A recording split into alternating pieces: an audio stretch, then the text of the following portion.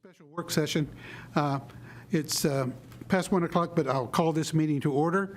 And as I understand it, talking with the clerk, I don't know if it's necessary to take roll or just note who's here. We have all members present except Councilmember Kell, who is absent. We have Okay. 9 present. Okay, well, we can move forward then, and I will move then to the first action item, and if the clerk will read. We have discussion and possible action concerning the city's priority outcomes as determined by the governing body. City Manager. Thank you, Mr. Mayor, and appreciate everybody's attendance today in the middle of the day. Today's the second phase of a process that we started a couple of weeks ago to where council members met in small groups just to kind of outline some of their thoughts as far as priorities would go.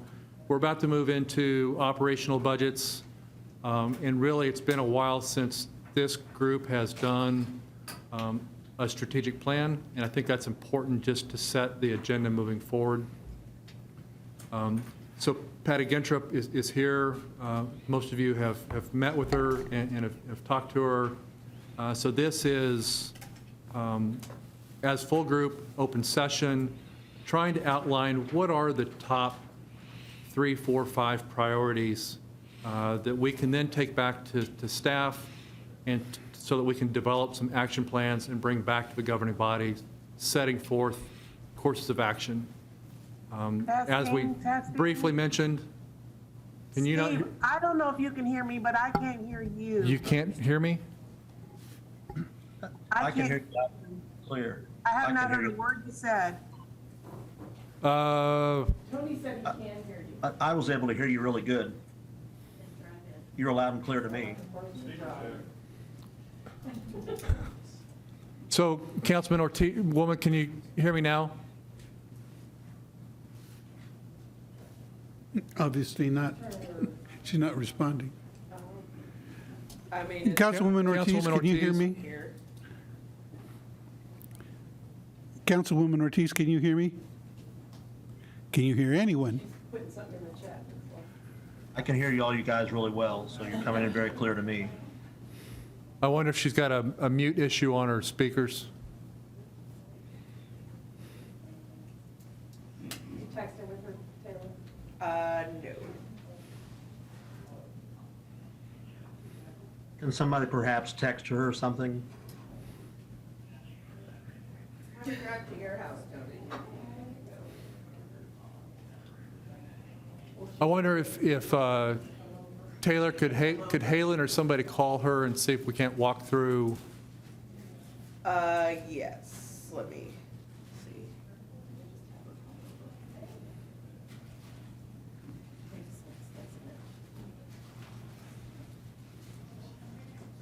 So while we're working through some of the technical issues, we are in open session.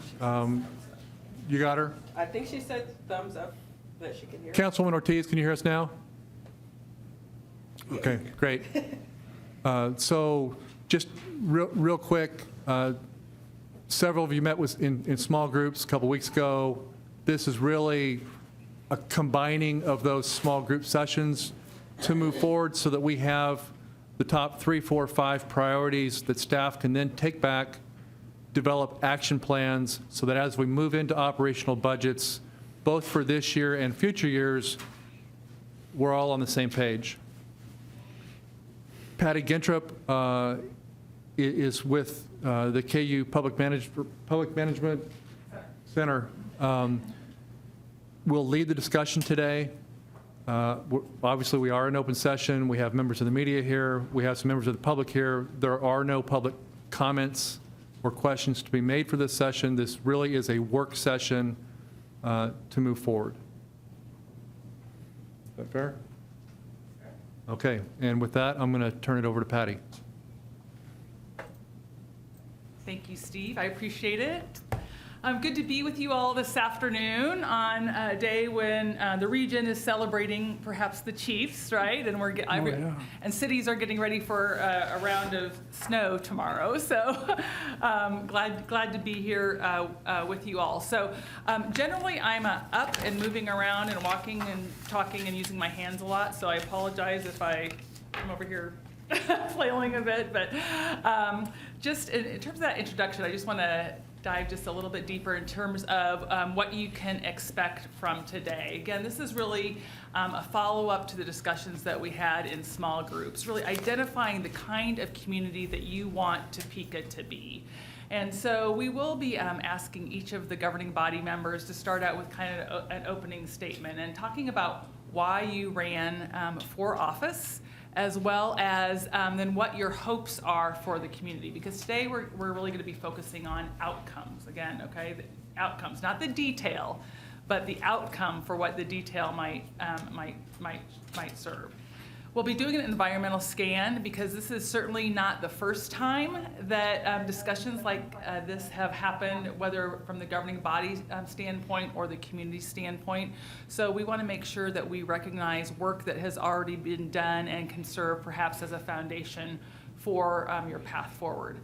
And we'll spend much of the afternoon talking about what I've just titled here on the agenda, Building a Better Topeka. So that is where we will be asking you to come up with, as Steve mentioned, the 3, 4, or 5 outcomes that you are hoping for as you decide how to allocate resources, right? It's great to have ideas, but if you don't have a plan to reach those, and resources are important for that, then it's all for naught. You know, one of the things, I'll jump ahead, I do have a point at which I'll kind of review some of the things that I heard from each of you in our discussions a few weeks ago. But several of you said, this is all well and good, and we think it's important to identify what kind of community that we want to have, but let's not just have a discussion for discussion purposes, right? We want to see progress. We want to see that this actually results in a path forward. And what I've heard from Mr. Wade and from staff and from all of you is that that certainly is the intention. So that when you come back and look at this in a year or 2 or 5 years, you're going to be able to say, I remember when we started that process, perhaps I was a little skeptical about what the outcomes might be, but we feel like we have made a path forward. So I will also be, I know we have a couple of members who are on Zoom, obviously, and I certainly will try to remember to look up and recognize you, but certainly if anybody else sees that I've not seen Councilmember Emerson or Ortiz, please let me know that as well. Yes. One quick add. The reason why we're saying 3, 4, 5, I want to be able to execute. Mm-hmm. And, you know, there may be 9, 10, 12 priorities for the governing body, and I get that and I respect that, but I don't think that we can execute on 10, 11, 12 priorities. I want to be able to come back to the governing body that said, this is what you asked for, and we're delivering it to you. It's okay if we have more than that, because then that just means if we knock off number 1, number 2, that we already know what number 6 and number 7 is. But that's why I'm asking for 3, 4, 5. Great, thank you for that. So this is just the schedule for this particular process in advance of the budget development. So we had our small group discussions on January 24th. Today, we're together to really identify what are we working toward, okay? And so that really is still, we're at this, right, we're maybe not quite 30,000, but maybe 25,000 or 20,000 foot view. What are we working towards? We're not asking you today to identify specific projects or programs, okay? But what are those outcomes that we're looking forward to? Then staff will gather in early March. Can't believe we're talking about March already, to say, okay, we understand now what the governing body is working towards. So so we understand the long game. What do we need to be doing in the short game to achieve those outcomes ultimately? And so they'll be coming together in a day-long workshop to identify those for your consideration. And then we will be coming back on March 28th again in a workshop. I think we've decided to do the evening, right? So 5:30, I think, is when we're starting, 5:30. And we will be coming back, and staff will be presenting those to you for your consideration. And then that will then feed into the budget process. Any questions about the process or kind of what we're doing here? Yeah. Just one, Yeah. and that's scope. When we say City of Topeka, sometimes we mean two different things. Mhm. When we say what are our goals for the city, it's what do we want for this whole community, what do we want it to be like? And then within that is what does we want for the capital C, capital T, City of Topeka itself? So which scope are we targeted on for this process? City of Topeka government. Okay.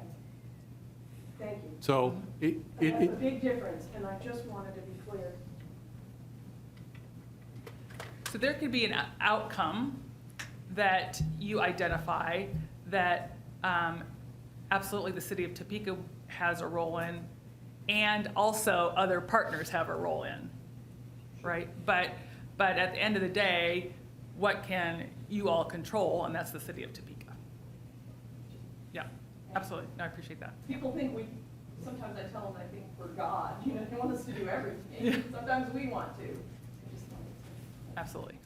Any other questions in terms of the process? Okay.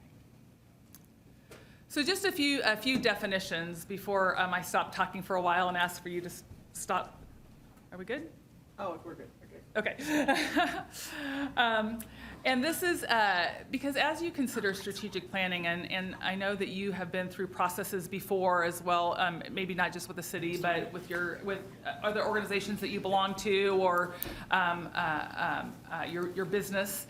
And in general terms, strategic plans can be structured similarly. However, different words or phrases might be used for for different things. So we want to make sure we're all kind of speaking the same language here. And so I will be bringing up on the screen what those in the room can see on the wall here in terms of what we're doing here. So today our focus really is going to be on outcomes. All right. So a condition of well-being for children, adults, families, and communities stated in plain language. And you see some examples here. And it's one thing to come up with a list, right? And these might be things that you identify as the outcomes you want. They're just listed as examples. That's the easy part. The more difficult part is defining what that means, okay? And you're gonna spend some time. This is not Patty Gentrup defining that for you, but for instance, if you came up with something that was akin to a prosperous economy, that to Councilmember Nager might be very different than Councilmember Duncan. So we'll be doing some small group work after you have kind of identified those 3, 4, 5 things in terms of defining what those outcomes are. Because in defining what those outcomes are, then staff can go back and say, okay, I get where we're going, how are we going to get there, okay? So these next couple of slides are really where staff's work comes in. So an indicator is a measurement, right? And so how do we recognize the result if we fell over it? I like that, oh, it's right there.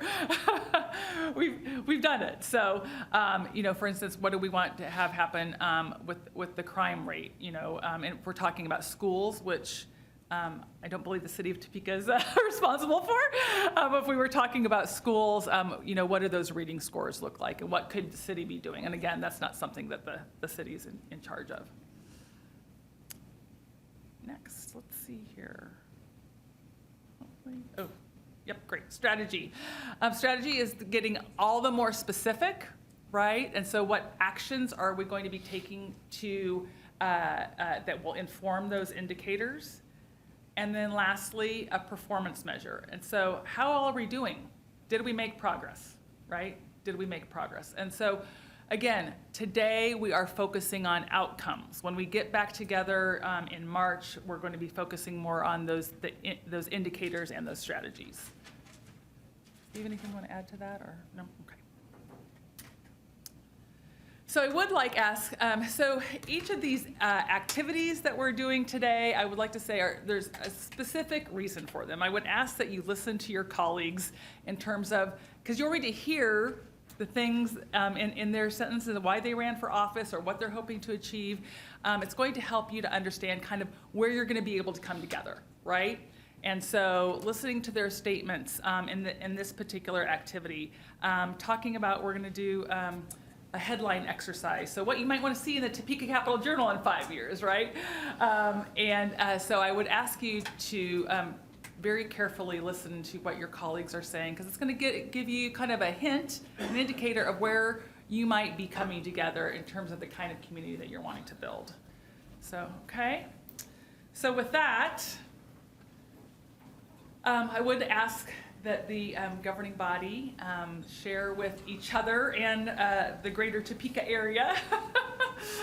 And I'm going to be taking notes. I know the city clerk is going to be taking kind of high-level notes, but I do like to capture these things kind of as we go forward. So, why you ran for office and what you hope for your community. And so, Councilmember Hiller, since you're at the end, may I ask you to start? Okay, I didn't know you were talking about the both seasons one first, so I didn't know Sylvia was going first. Okay. Well, I was going to go around the room, certainly. Oh, okay. Okay. I ran for office. I love community. I like problem solving, and I like change making. And I felt like both in my personal life and my professional life, when the time came to make that decision, that I had a lot of experience to offer. So, and I love my district and this city. In terms of what I want to see for the city a well-run city that people are proud to live in and say so. May I ask what that looks like to you? And because when you say a well-run city, I consider like the city organization. That's what I meant. So can you broaden that out to the community? So what are your hopes for the community? Kind of what you typically would think. Plenty of activities, tidy, well cared for neighborhoods where people of all income levels and backgrounds feel like they have a place. Okay. A thriving economy with jobs at all levels and ability to, again, afford and have a respectable life and have opportunities for your kids and so on. Is that all? That's fine. Right. Well, I mean, but you're right. I mean, these are the kinds of things that we're hoping for not for us, but for those who come after us. So, okay, thank you. Councilmember Valdivia Alcala. Can you hear me? Okay. I ran for office reluctantly, but I did. And I guess in a nutshell, with running for office, it really was viewing what I saw the possibility of being able to do in conjunction with the community and hopefully with the governing body in a lens that is often looking out of the lens of social justice and advocacy. I'm just hardwired for that. That's just the way that I've always been. And so it felt important for the district that I serve and other districts to just try and see what I could do in a 4-year term. What I want to see within the community, I think across the board, is more equity in wages, equity in affordable housing, more surety that our residents have in that they can turn to the city when need be, but also that they have developed the tools within their own neighborhoods to help themselves. And that maybe some of the suffering that some areas of town feel more intimately than others can be decreased. Because we are such a small and intimate community, I believe that so many of the things that we aspire to or what we want to be, we can be. because of our community being smaller and more intimate. So that's it. Nice, thank you. Councilmember Nager? Thanks. I ran for office in 2019 because I had gotten involved in this community. I was born here, I was raised here, and I was raised with the sense of duty to give back to the community that gave so much to me. And I had a wonderful childhood. I knew that that was not the same for other people in my community, and so did some volunteering. And whenever I came back, I wanted to get very involved in different levels, kind of in more of a private citizen sort of manner, and then felt like I wasn't achieving what I wanted to, so I went higher, and now I'm here by the discretion of the District 6 citizens, so you can thank them. But basically, I wanted to make sure that the childhood that I had was something that other people were able to have access to. And that's what I really want to see, what I hope for the community, is that we see that we get a better quality of life in Topeka, that we're constantly pushing that, and that we're not just measuring that with metrics within our organization as the city, but it's something that people can feel, something that people comment on, and something that attracts people to our community specifically. Great, thank you. Councilmember Dobler? Thank you. I ran for office because I want to see world peace. I want to see the dismantling of all nuclear weapons. It's a little too much? Okay. I think we want to look back on what we can control. I ran on a pretty simple platform, I guess, and that is to do everything I can to make Topeka grow. There's going to be a lot of good ideas here, I'm sure, and they're all going to cost money. And if this community doesn't continue to grow or start growing, we did see some growth last year for the first time, which is fantastic, we're not going to be able to fund the good ideas we have. So that's my hope for the community, is that we see significant and sustainable growth. And without that, there's not a whole lot else we can do. Thank you.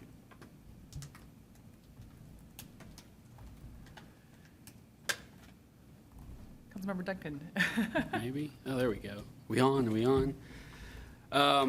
Some of this is repetitive. People have heard me say some of this before, but I live in the same district I grew up in, born and raised right there in District 8.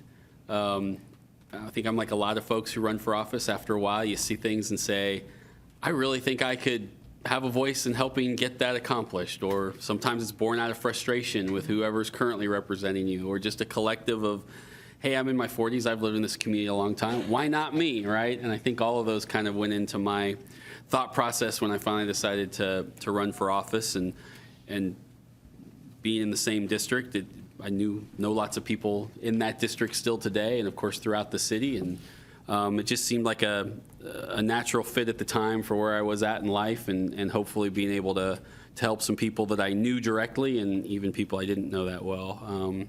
So that was kind of, once I convinced my wife it was a good idea, and said, please, I know it's going to take a lot of time. That's how I got here, and luckily by the overwhelming majority of 13 votes, I sit here today as a council member from District 8. I've always tried to make my goals. I certainly have certain things I personally want to see for Topeka. Neil and I have talked before, growth has always been a big one for me, because being here for so long and seeing the difference between a vibrant population and one that slows down, and how it impacts the city, been able to sort of see that firsthand over my lifetime. And so I do look through the prism a lot of what leads to growth, but that can be a pretty broad prism, I think.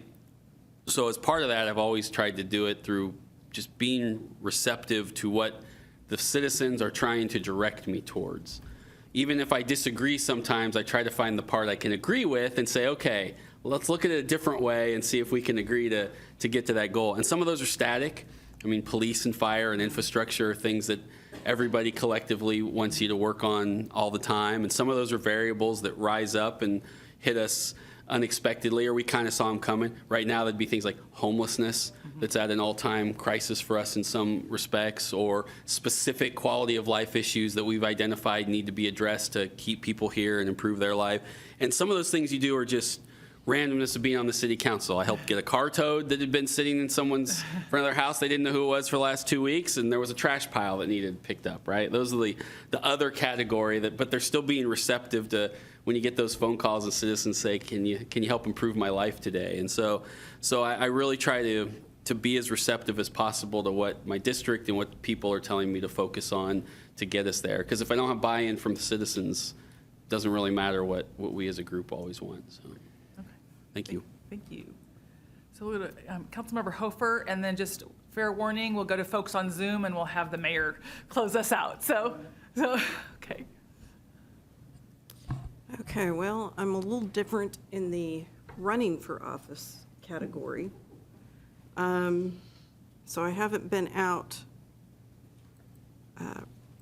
walking the neighborhoods like some of you did before.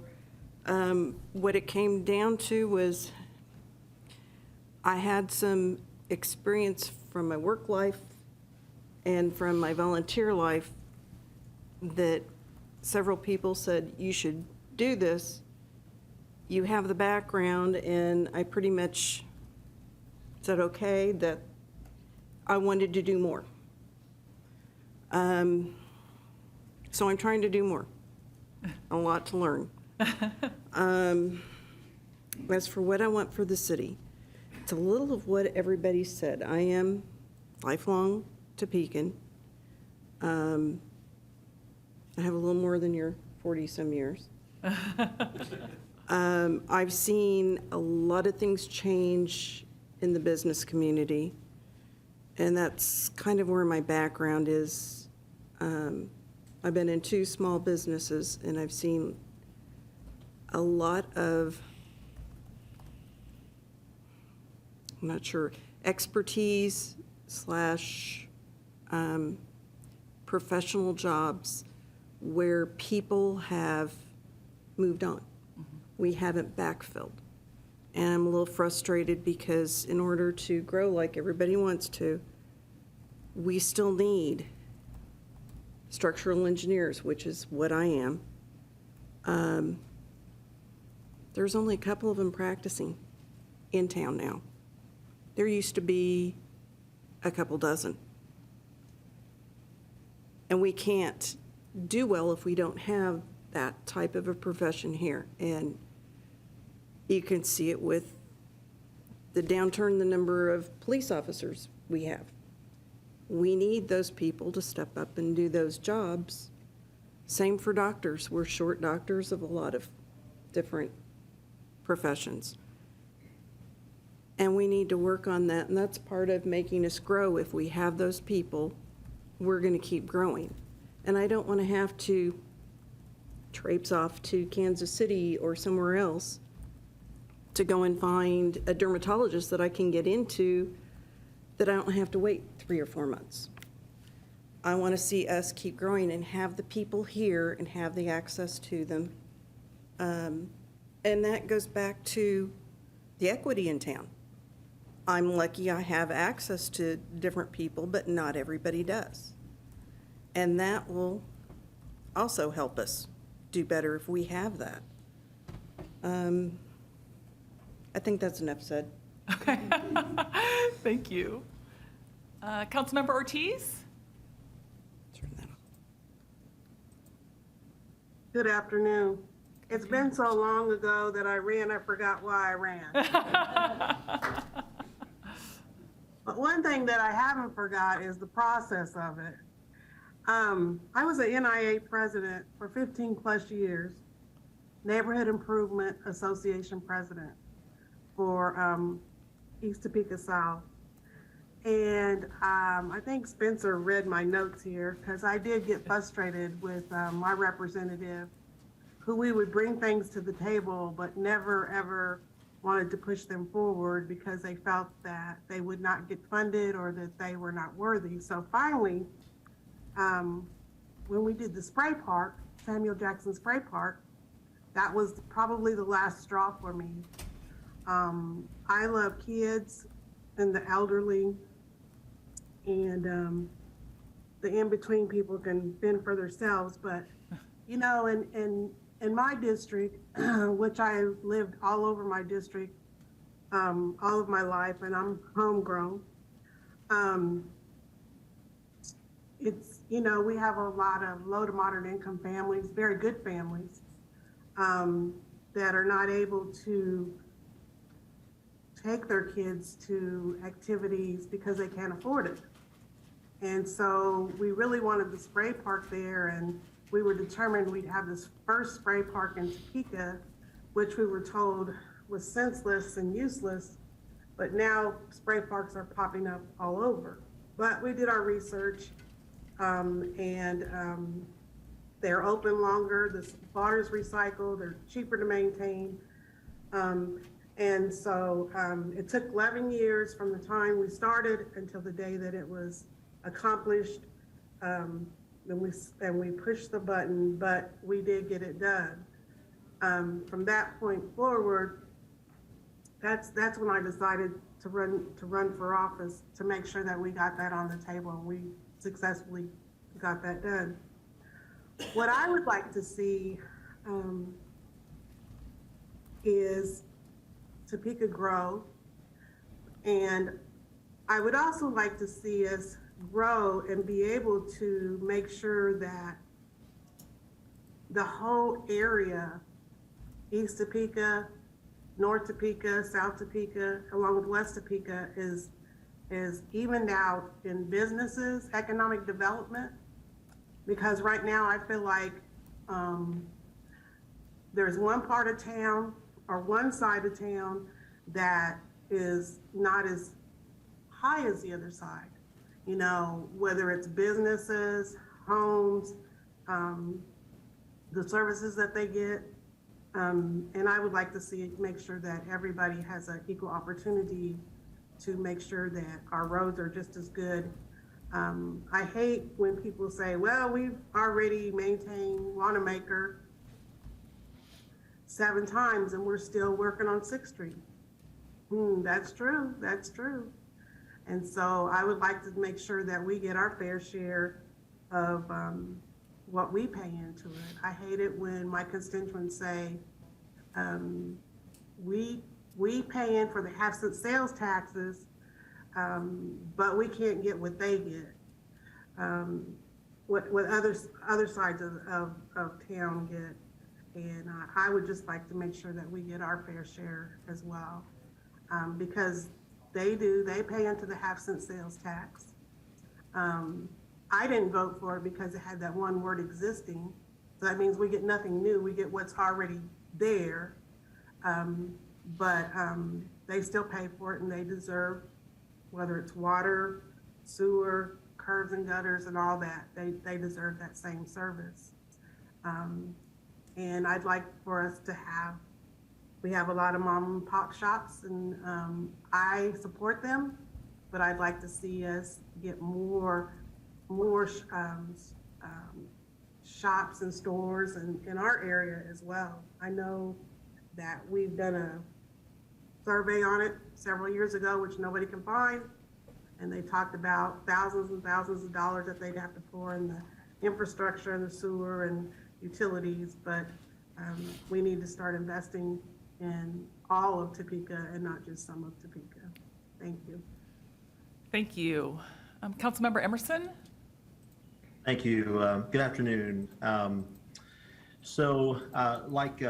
Councilwoman Hofer, I was initially appointed, and the reason I ran was, truthfully, at the morning of the application that we're due, there was only 2 people signed up, and it was, and I basically didn't want representation in the area that I grew up, the city I grew up, the area I grew up in, to come down to just, no one else wanted to do it. Of course, to my chagrin, when I got there to the clerk's office at like 4:45, I was like number 9 or 10. So it didn't quite work out the way I thought, but that was my initial thing. And then I also thought at the time, my work history with Public Works, I was seeing things were changing, frankly, for the worse. We had a lot of engineers, longtime engineers with the city who were fantastic, wise, seasoned people who were getting frustrated, I think, by the politics. Am I still there? Okay. And they were leaving. I mean, we had the best engineering staff, I think, in the country at one point. I really think that. Even a young man by the name of Neil Dobler, I think, was there at one time. But as I got in there, my mantra, the thing that I realized quickly was, and Neil's already said this, we have to grow. The lack of growth causes so many problems. Stagnation causes so many problems. And I don't think the average person in Topeka knows what growth looks like, because we haven't grown to a huge amount ever, in the last 30, 40 years. And you go to Dallas, Denver, cities that I've been to or my company's worked in, it just a crane literally every block. It's just amazing the amount of things happening in a lot of other cities. And I think in the very near future, cities will come down to those that have grown during this time, and those that haven't will basically slowly, I think decay. You're seeing that in a lot of small cities in western Kansas already. But so I guess to sum it up, though, I want to see a city where people are born there and they can aspire to do anything and can do it, in our own city. You don't have to you don't have to move out of town and go to Dallas or Denver or San Francisco or New York in order to be successful and have everything you want in your life. And that's what I want for Topeka. Nice. All right, thank you so much. Mayor Padilla, you are on. Mic check. Want to make sure that's on. Sylvia, I'm on it. I had an experience that this exercise brings back to mind. And that was that I was in a room full of mayors. And at our first gathering, I think we had about 49, 50 mayors in the room. And first time we ever met each other. And the exercise was for us to talk about what we're doing here now is how did we come to the office of mayor in our communities. And it was really interesting to hear all the different pathways that people took. And there wasn't a single person in that room who said, I always wanted to be mayor. Right. Not a single one. But as expressed by some of the governing body members, there were issues or life experiences or frustrations, successes. All of those contributed to a desire to get more involved. And I've never taken the position that I alone can make a difference. I have always taken the position that with others and me participating with them, I can help support that change.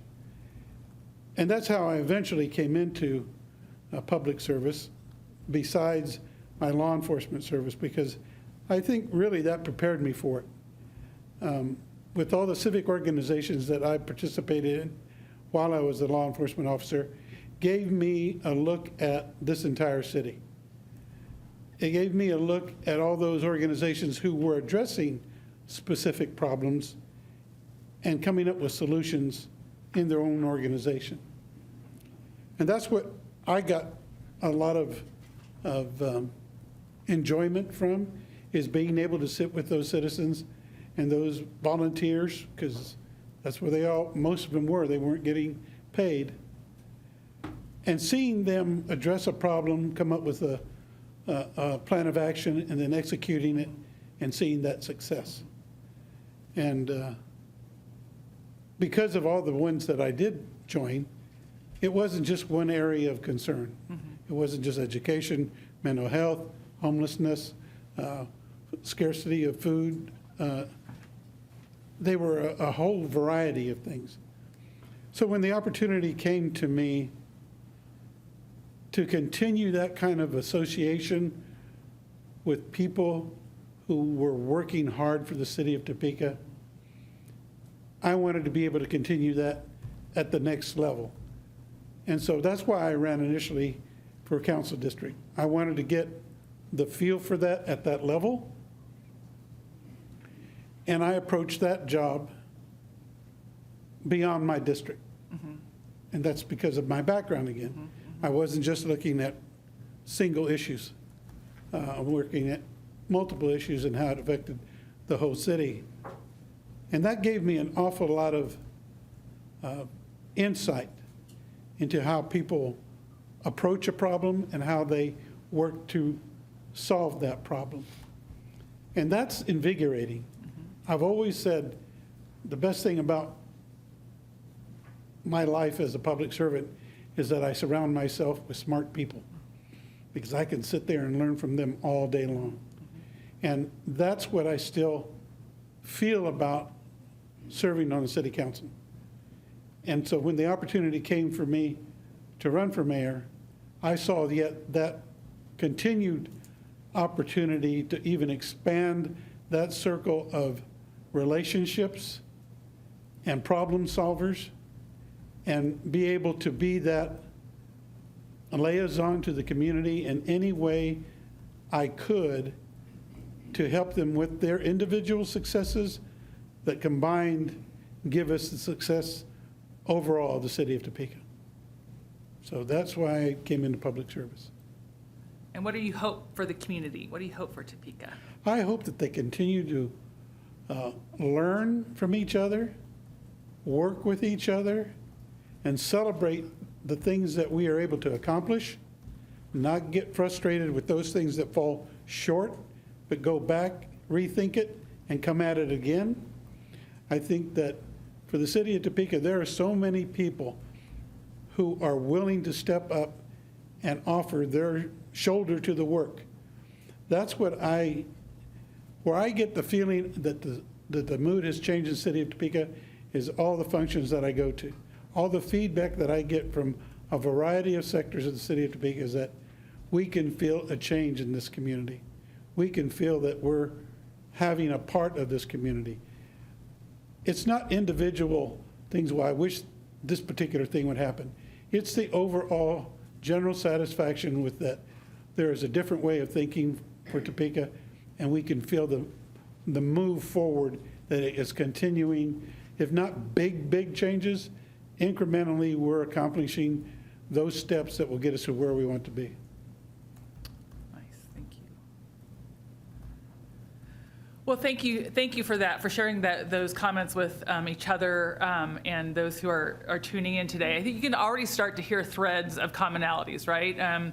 Whether it's growth and what does that look like, making sure that we're taking care of all segments of our community, looking at businesses, looking at homes, those kinds of things. But we're going to continue those discussions. And again, this is not the first time you've had these discussions, right? I mean, it's not the first time these have been put on the table. And so before we kind of continue our look ahead and what you want to achieve for your community, we're going to go ahead and Adam Vaughn is going to talk give you a bit of an environmental scan. So kind of look back at some of the discussions and some of the achievements of the community. So with that, we'll turn it over to Adam. Great, thank you, Patty. Good afternoon, Mr. Mayor, governing body members. Very happy to be here. In particular, we're really excited about how this strategic planning process will play into the outcome-based budgeting process. So there's a lot of connections that we'll be able to make and a lot of progress as well. So the first place that I wanted to start when talking about kind of the progress that we've made or some of the feedback that we've gotten is with the community. So as most of you know, last year we spent that time in community workshops. Some of you participated in those, talking about just the different things that community members are looking for in the city's budget. And so I was going to share a couple of those major themes that came out. The first being that a community appearance is important. So the city should continue its focus on code enforcement, blight abatement, and other beautification measures. Next, safety is critical. and requires a holistic approach involving not just a range of city departments, but also community members. Partnerships are essential to community progress. The city should build on existing partnerships and develop new ones to make progress in the priority areas that are established. Investing in young Topekans is essential. So discussions ranged from childcare to internships to activities to continued technological advancements. Continued community engagement is essential in building a community of belonging and in decision-making, including addressing the needs of those without shelter, supporting those with a range of disabilities, and recognizing the value of a diverse community. The availability of public transportation and its essential component to building a strong community. And then finally, working to address the food deserts in our community.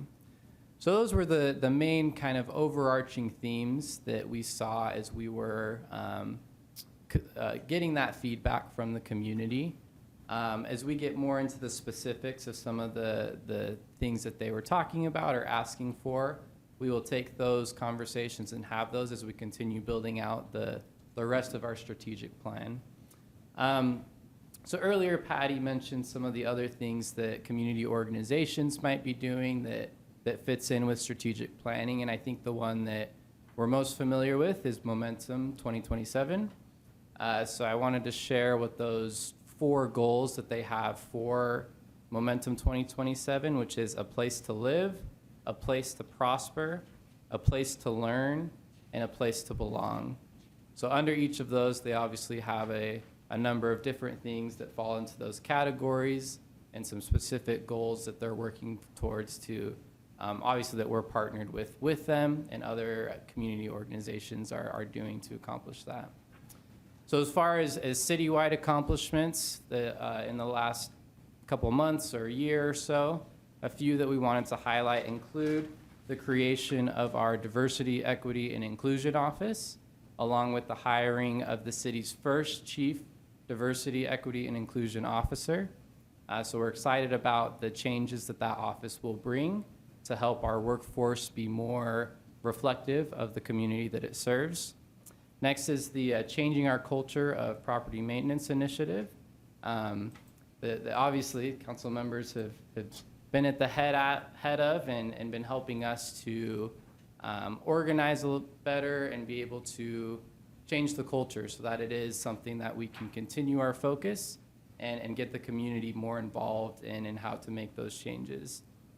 Next is our Equity Access Shelter Program, which is a new program that the city implemented a couple of months ago that helps the city or that directs community members to the city as a single point of contact for our community members that need rental assistance. And so that's been a huge success to be able to eliminate some of the confusion or the barriers that some of our community members were facing when trying to get that assistance. We started the TSC Get Digital Coalition, which has helped a lot of seniors to be able to get necessary technology. We celebrated 3 years of Impact Avenues, which I know all of you are very familiar with, and we're very proud that program has continued its progress.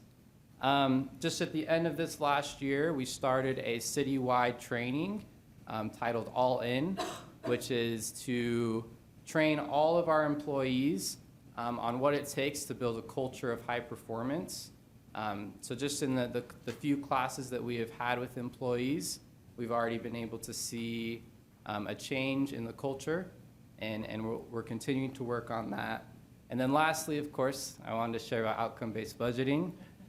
We're very excited about that. We're very excited about the progress that we're making with departments to be more clear about what services we're providing as a city and how that really aligns with the goals of the governing body and the desires of the community when it comes to what services the city is providing. So we'll continue working on that, and we'll continue working on a lot of other things, and that is all I have for now. Thank you. Are there any questions for Adam? Oh, please, yeah. Thanks.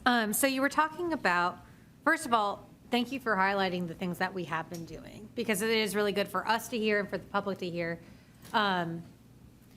that we're moving forward in these different areas that we're all interested in growth already. So, thank you.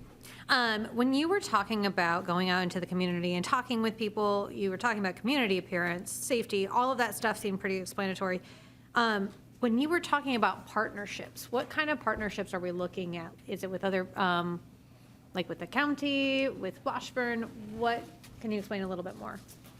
Yeah, I think in that conversation, it was a mix of kind of all those different partnerships.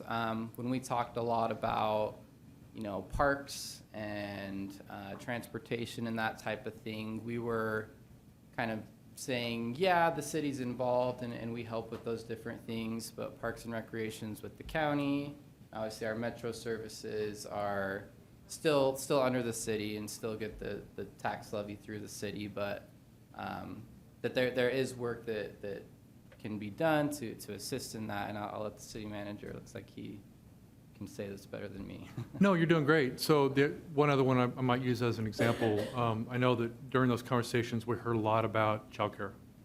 That's typically not a core city government function, but it doesn't mean that we can't help facilitate those conversations, that we can't look for partnerships throughout the community. It may not be us doing it, and I think that's part of what Councilwoman Hiller was trying to get at the beginning. So it was more of, really, those conversations were more, what did they want for the community as a whole and not just for the government? And so there were some of those topics that may be out of our bounds, but doesn't mean we shouldn't play in. Yeah, so specifically getting people to the right place, but also being an advocate in that way, saying this, we know this is important, it's coming to us as well, and we want to elevate those issues. Absolutely. Okay, The that Equity makes more Access sense. Shelter Program is a great example of something to where it's like 9 different partners. We're playing a small part of it, and we're serving as the point of contact for that group, but really, it's got to be a strong partnership to make that happen. Okay, that makes sense. Thank you both. Any other questions? Oh, okay.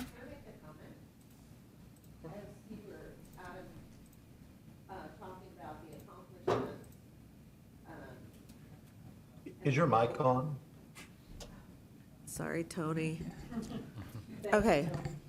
As you're talking about accomplishments, I know that there could have been an expansive list, et cetera, but when I think about what has happened over the past several years, I think that part of that rah-rah that we have to do for the city and to let our partners know and the community know is what was done with the ARPA funding, because that did address some of those needs that are out there in a very novel approach. And so I don't think that we should undercut that huge success, which will unfold in the next, 2-3 years to see how successful it really is. Additionally, even though we're talking about diversity, equity, inclusion, I really think that we need to highlight, even before that DEI officer came on board, the moves that were being made by any number of departments to start taking it much more seriously and part of an ongoing commitment to have Spanish translation, the documents in Spanish. What housing did with the contracts that were translated all to Spanish, that's huge. And it's not, that only doesn't come under the umbrella of a DEI that we now have, that was already movement towards that. To let our fuller, community residents know that we have been working towards that in a very intentional manner. So, thank you.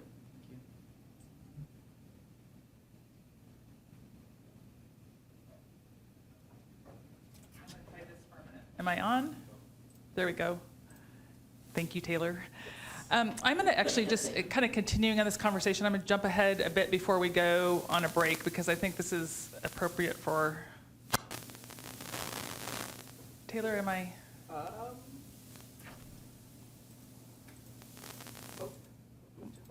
Nope, that's okay. There we go. Because these are some of the discussions that we had just a few weeks ago. And so I want to, let's focus really quick on that accomplishments section first. And so I wanted to add some other successes and other accomplishments maybe that aren't on this list. And so I added the ARPA funding and the commitment to DEI, specifically the Spanish language translation. This is not, this is not meant to be an all-inclusive list of the things that you mentioned to me a few weeks ago. But in terms of, I tried to capture kind of some of the themes. And so community engagement, really that coalition cooperation with Go Topeka, which Adam mentioned, the Topeka Rescue Mission, and realizing what a resource that is for the community. Those were just a couple of examples of community engagement. Development, specifically looking at downtown North Topeka and wheat fields. Understanding that, guess what? We have great basic service delivery. And so, we want to make sure that the snow is plowed, for instance.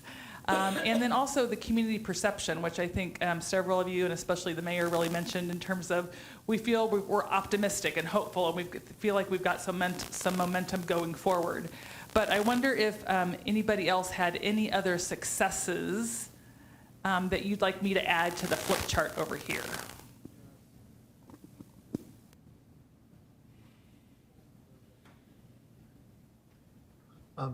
Yes, as Deputy Mayor mentioned earlier, we just got a report, I think, in the last, and I don't know the split between Topeka and Shawnee County, but we saw the most rapid growth we've had in a long time. I don't remember exactly the time period. But we are starting to see some of the fruits of our labors.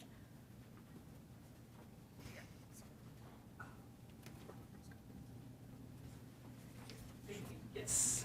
And in that same vein of talking about growth in our community, seeing that dial kind of turn from stagnation to losing people to adding people, we just talked about with the Joint Economic Development Organization in our partnership with the county, seeing how some creative thinking around the program Choose Topeka has attracted not only new people to live and work in Topeka, but also their partners, their families, and they're looking at expanding it to continue the program as it has been standing, while incorporating more ways to go ahead and incorporate and educate new citizens about the community, and also include a boomerang program so that young people who have left the community and are looking for a place to land again are coming back here. So I think that seeing those creative solutions, those creative approaches turn out some solutions, and getting people more and more excited about that really helps. And it's awesome whenever taxpayers go ahead and email us and say, whatever happened to that? We can turn them over to the partnership and say, there are good things happening. There is a return on your investment. And so that's been awesome. Nope, sorry. I just thought about one more thing. You can lump it all together, and of course, it's not going to be all-inclusive, but definitely, as we've been working with marketing more, with changing our culture, if you look at marketing and across the board, through Gretchen, her team, and all of that, the marketing, the selling our message, the communicating with residents, whether that be through residents have been coming in and filming PSAs with our staff. We've been putting out so much more on Channel 4. The communication through social media has gotten, in the past 3 years, has really burst out. So that I believe as a city, we're saying, we are here, we have information for you, we want you to communicate with us. There's a podcast that's done as well. So I think especially with that newer blood that has come in, you have really seen that move. And Channel 4, I believe, is going to continue to become a very powerful tool for us, as well as YouTube, as well as all forms of social media. So being proactive in that communication as well as telling the story, because a lot of people don't know all the things that the city does just generally and the accomplishments it has. Yes, Wonderful. and that whole mindset about sell what we're doing right, sell what we're, and really highlight it. I think sometimes the city may be a little bit shy about that collectively, but I don't think that we should diminish the importance of how potent that can be. So. Councilmember Duncan? So partially as an extension of that, we have a lot of data and information that is readily accessible. I mean, if I get a call from a citizen and they want to know, is this curb in this corner of the city on a list to actually be fixed, I can get that information from Public Works pretty quick. If citizens call in and want to know if there's services available, we have a pretty good department that can connect them to the services. We have all of that, and there's a lot of things that really are at our fingertips. And as we go throughout institute outcome-based budgeting, that's going to give citizens even more insight, and us as a council, as to how those dollars are effectively being used.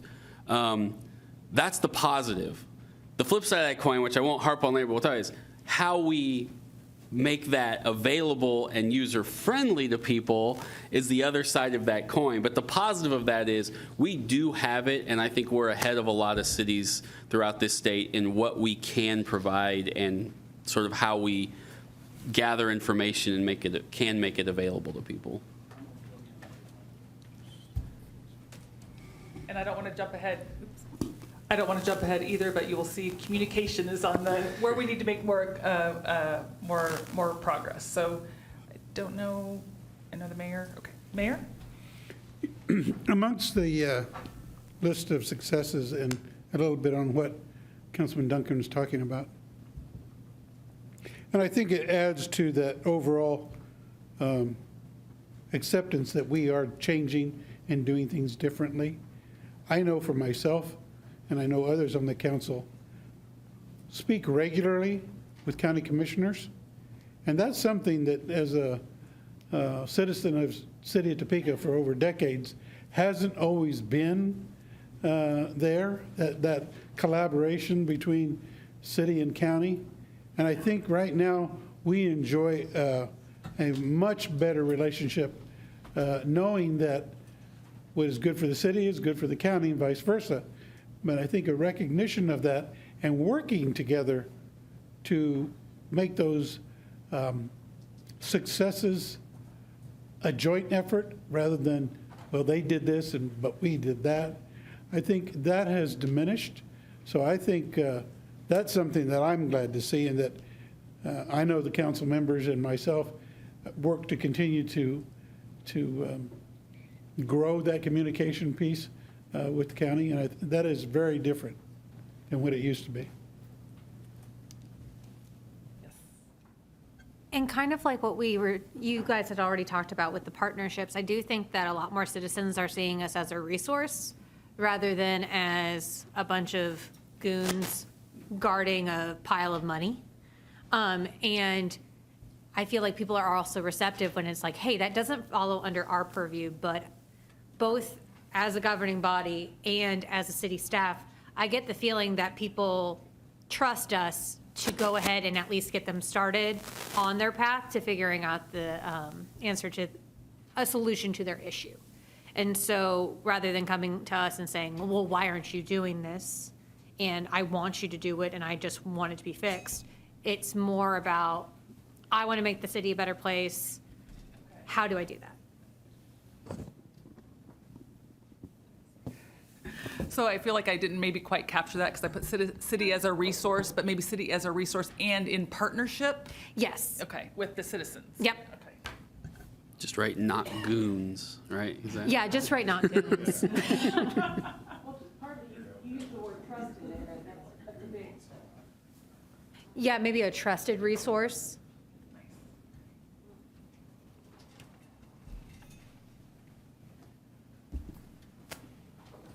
Any other successes that we want to note, or Well, let's go ahead and I will pull that slide up and then we'll go through the kind of maybe where there's been slower progress and then we'll take a break. Okay? Thank you.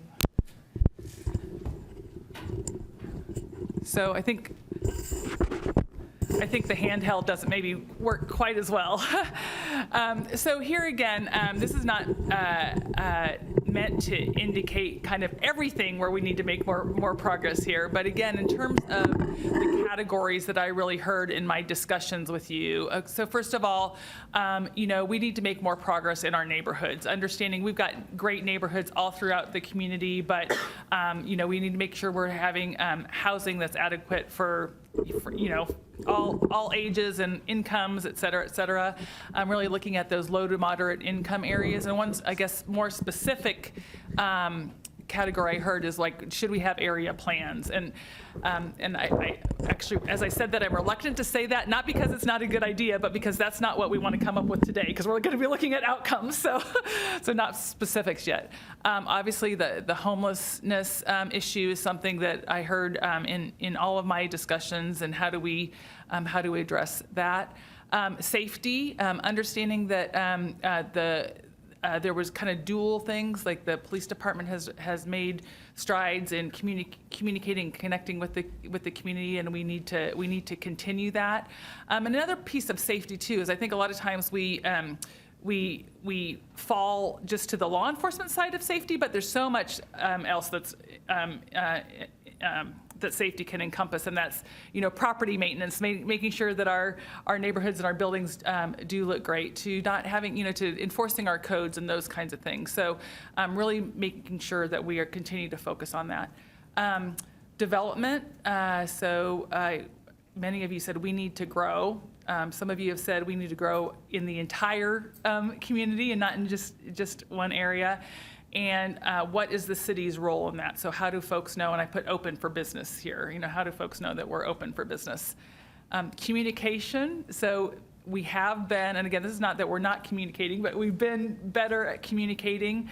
But if we have, as Councilmember Duncan said, have that data and information, how do we make sure that that's not just something that people have to come to us for, but it's readily available? So I think I generally mention this, but it's, I can't remember a time that I've worked with an organization or a community where communication hasn't been an issue. And not because people aren't trying, but because it's always important, right? It's always important.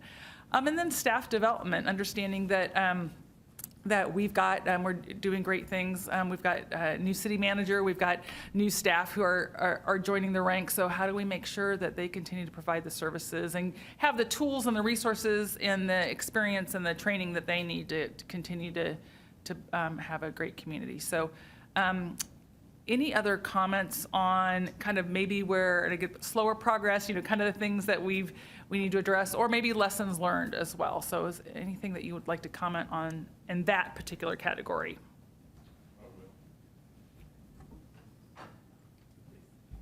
Thanks. I wasn't able to make the meetings in January, so I'll add a few things to the slower progress. I know there's been a lot of accomplishments, and I applaud all of them. But being able to improve our development services process is something we've talked about. I mean, you references open for business. I think we're open for business, but sometimes when the business comes, we don't know what to do with it, and we need to fix that. We need a real growth plan, not the anti-growth plan that we currently have that has some acronym that I can't pronounce, but sounded good to somebody. And that's growth all across the city. We need to grow on the fringes, because that's new growth that supports growth inside the city. We need to redevelop those areas of town that where we've got square blocks with one or two structures. We're still supporting that infrastructure. We're still having to rebuild that infrastructure with almost no property tax support in that area. And then a continued emphasis, and I see it up there, but we just can't say this enough. We need to continue to grow residential housing all across the board. We need apartments, We need to take care of the apartments we've got that aren't serving people well. We need housing from the lower end of the scale to the highest end of the scale. If I hear the next story I hear about an executive coming to Topeka and they can't find a damn house to live in, and they end up, pardon me, in Lawrence, and I understand it's getting difficult to find a house in Lawrence. I don't live there. Oh, sorry. Yeah, you're KU, so. It just makes me sick, because folks that come here and look for a place to live in Topeka, all the rest of this stuff's not going to do us any good if we can't attract people. So I think we need to emphasize those areas and can really continue to beat the drum on that. Thank you. I have something to add to that really quickly. And I know that in talking about that on policy and finance towards the end of how I remember it is the ARPA office process, because it was just, that was consuming last year. We were talking about the Housing Trust Fund and land bank use, and zoning was talking about creative solutions. And so I think that there are things that we can go ahead and hop into where we've left off. And so I'm really, really excited about talking about that. I just got an email about that. So I've been watching city managers' responses. So yeah, I absolutely agree. And I think that we can start to really get into it. And all of the work that you ladies have been doing, thank you. Can you go over again where it says safety, police department and property maintenance, what your added verbiage was? Sure. There we go. Got 3 different microphones here, so I should be able to find one that works. So again, there were several discussions related to safety. So there was obviously a recognition that law enforcement is a piece of safety, and so how do we make sure that that our officers are visible, that people are comfortable with them, that they that they are in all areas of our community, and a resource maybe is one of the things that we mentioned earlier. Understanding the work that you all are doing in terms of the property maintenance, and it's like we've started, but let's continue that work, because we know that again contributes. And I put it under safety. That's my perception. Maybe it's not, but it was mentioned several times. So, and we could put it in a different location certainly. Well, no, what I'm thinking about when it comes to police is that, I mean, and I'm not going to be about sugarcoating, I think that we need to work on, in many areas, the police-community relationships, because there is often in minority communities, there is a feeling of that there needs to be work between the community and the police.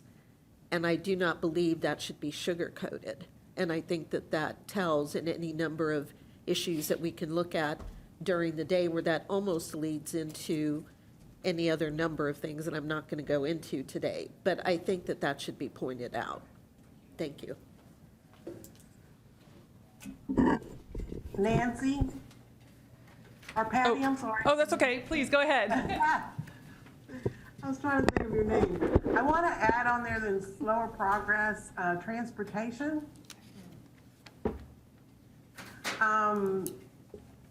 The Metro has kind of taken an area to the south, and got minibuses now that they're trying to get people to and from the store, from their front door to the front door of the store. And there's been communication about especially trying to get them in areas where there's food deserts, so people can get the groceries they need and get back home. So I think that they're really kind of looking at that and seeing the need of that.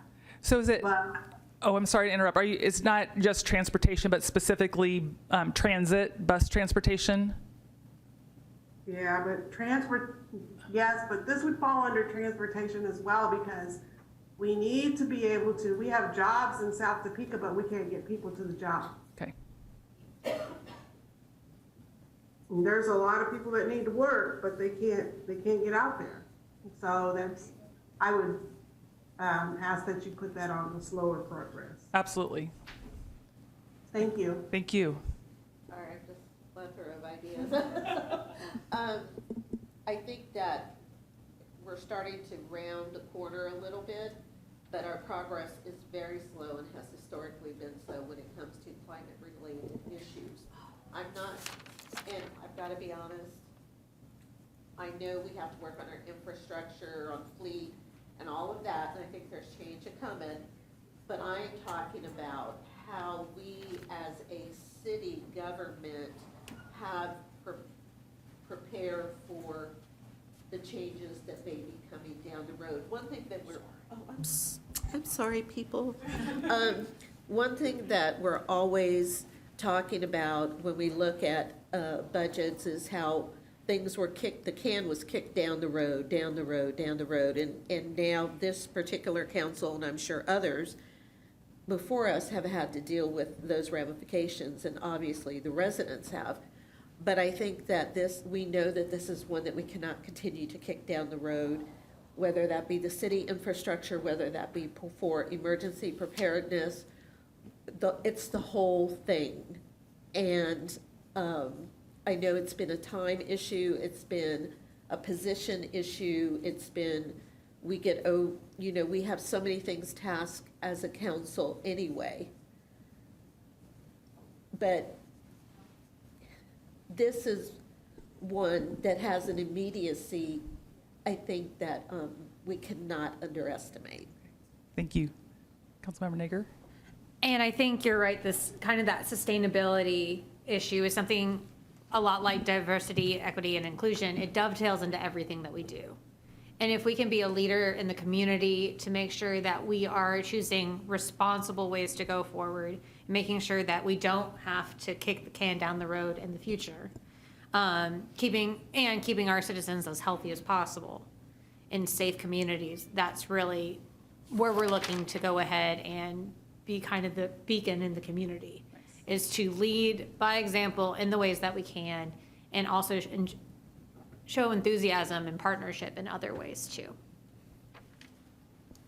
Councilmember Hiller? Couple of clarifications. First, though, I appreciate so much that you led with what we've accomplished instead of what we want. It's a good way to do this process. Clarification under neighborhoods. I've been involved with the DREAMS program, and that I didn't know when you say housing in LMI areas and area plans, I mean, some of the elements of DREAMS have started with redoing the way we engage people in what are strategic investments in their neighborhoods. But some missing pieces from that still are, for instance, shifting, and I'm seeing this all come together, which is nice, instead of just profiling how poor they are and what's wrong with them, a recommendation that we profile their strengths and their positive movement. And I didn't know if area plans doesn't quite hit that for me, so I didn't know if those concepts that were in DREAMS were part of this. So the downfall of putting either of these lists here No, it's okay. is that so we start getting to that exactly what we're going to do, right? Just conceptually, because area plans we've had, but not profiles that were forward-moving.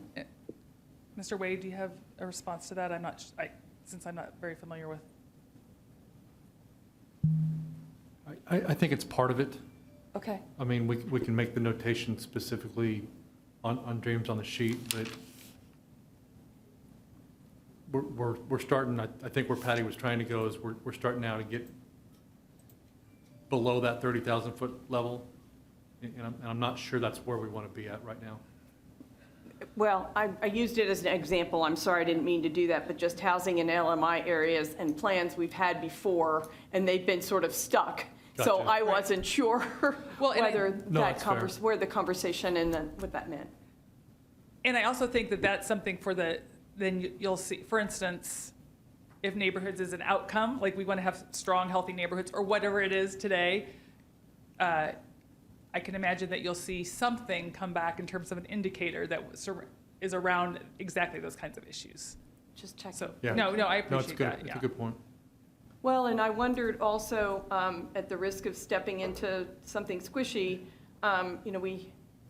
we've talked about being responsive and equitable in the community and having people feel like their engagement was worth it. And so, for instance, we spent 18 months on the police community task force, and a lot of people invested a lot of time in that. And we haven't really done a report out, and I didn't know if that kind of thing was part of what was discussed. So I think it's a way to wrap that up and turn it into an accomplishment. You know, that kind of thing.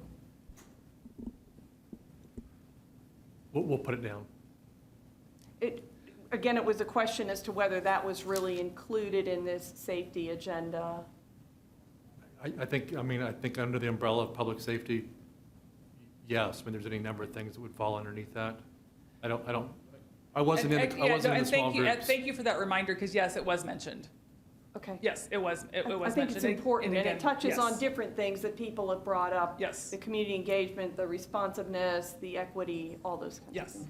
thank you for that reminder.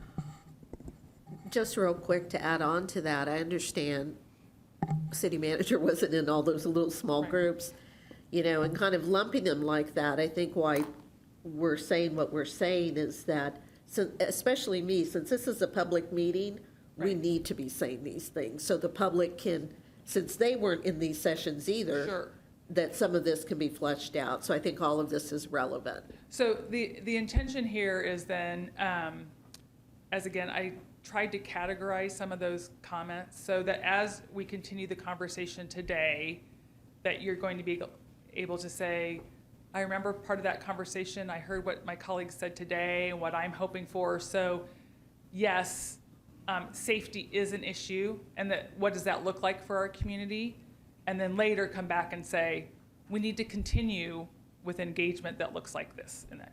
So to get more into the details, I hope that's helpful, and absolutely understanding, wanting to make sure that the public understands what's been going on. Well, and I think where you're going with this, and I like the way you started as well, is just having a plan is a plan. The outcomes are what measure whether, the time was well spent. Right. Anybody else before we take a break? How's that for if you want to take a break, don't say anything. No, seriously, is there anybody else who'd like to add anything? Okay, Mayor, 10 minutes, or I don't know how long generally you break for, 10? Yeah, I think 10 minutes. Okay. We'll take a 10-minute break, and then we'll be back.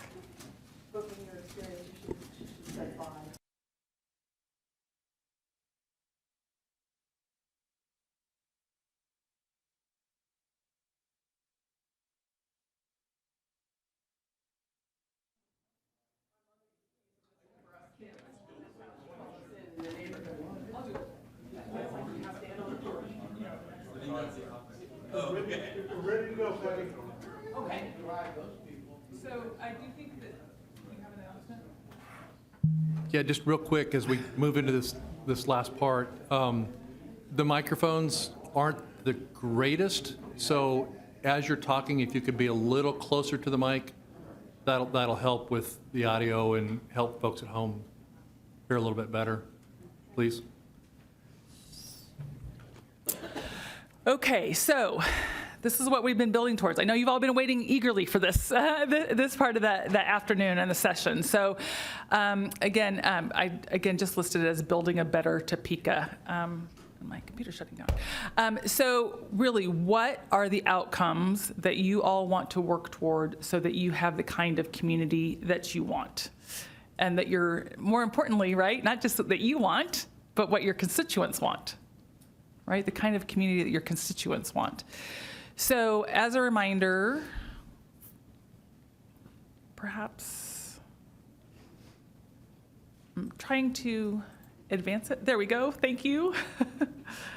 As a reminder, an outcome, again, is at that 30,000-foot view. When we come back together in a few weeks, we'll be more at the maybe not quite 10-foot view, but we'll be getting into more detail. So what are wanting to identify is a condition of well-being for children's, adults, families, and communities, stated in plain language.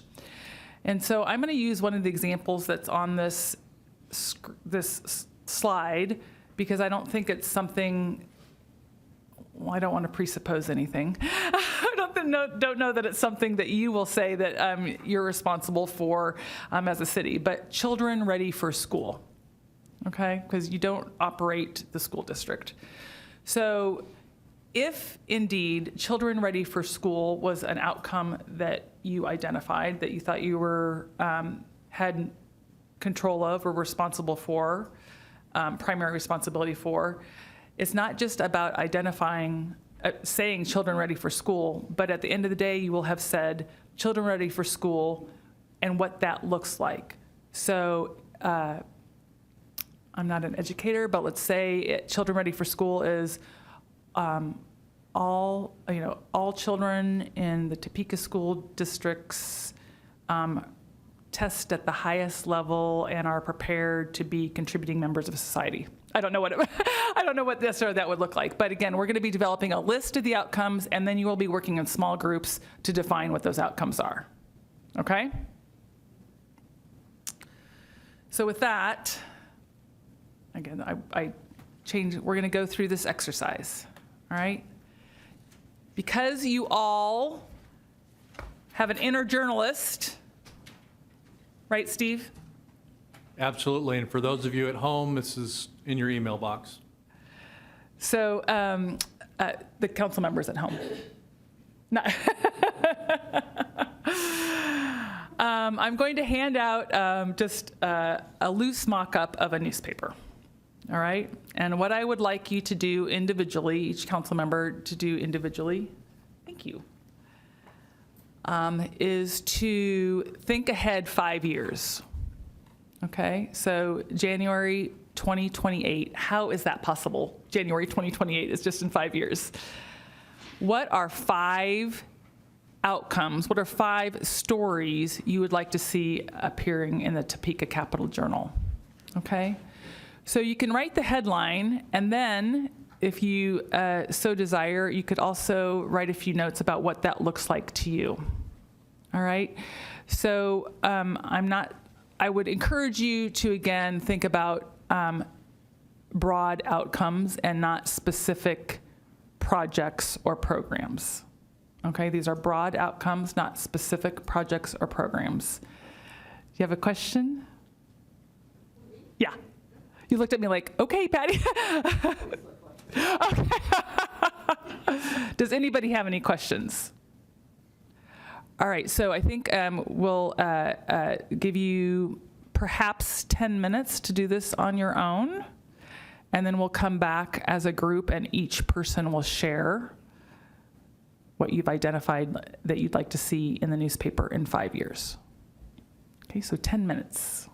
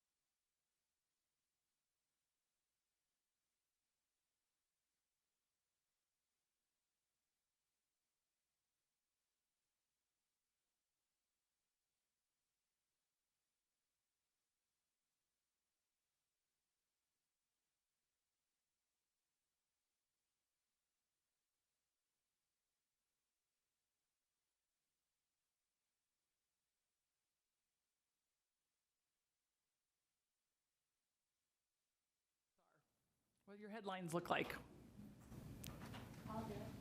Right.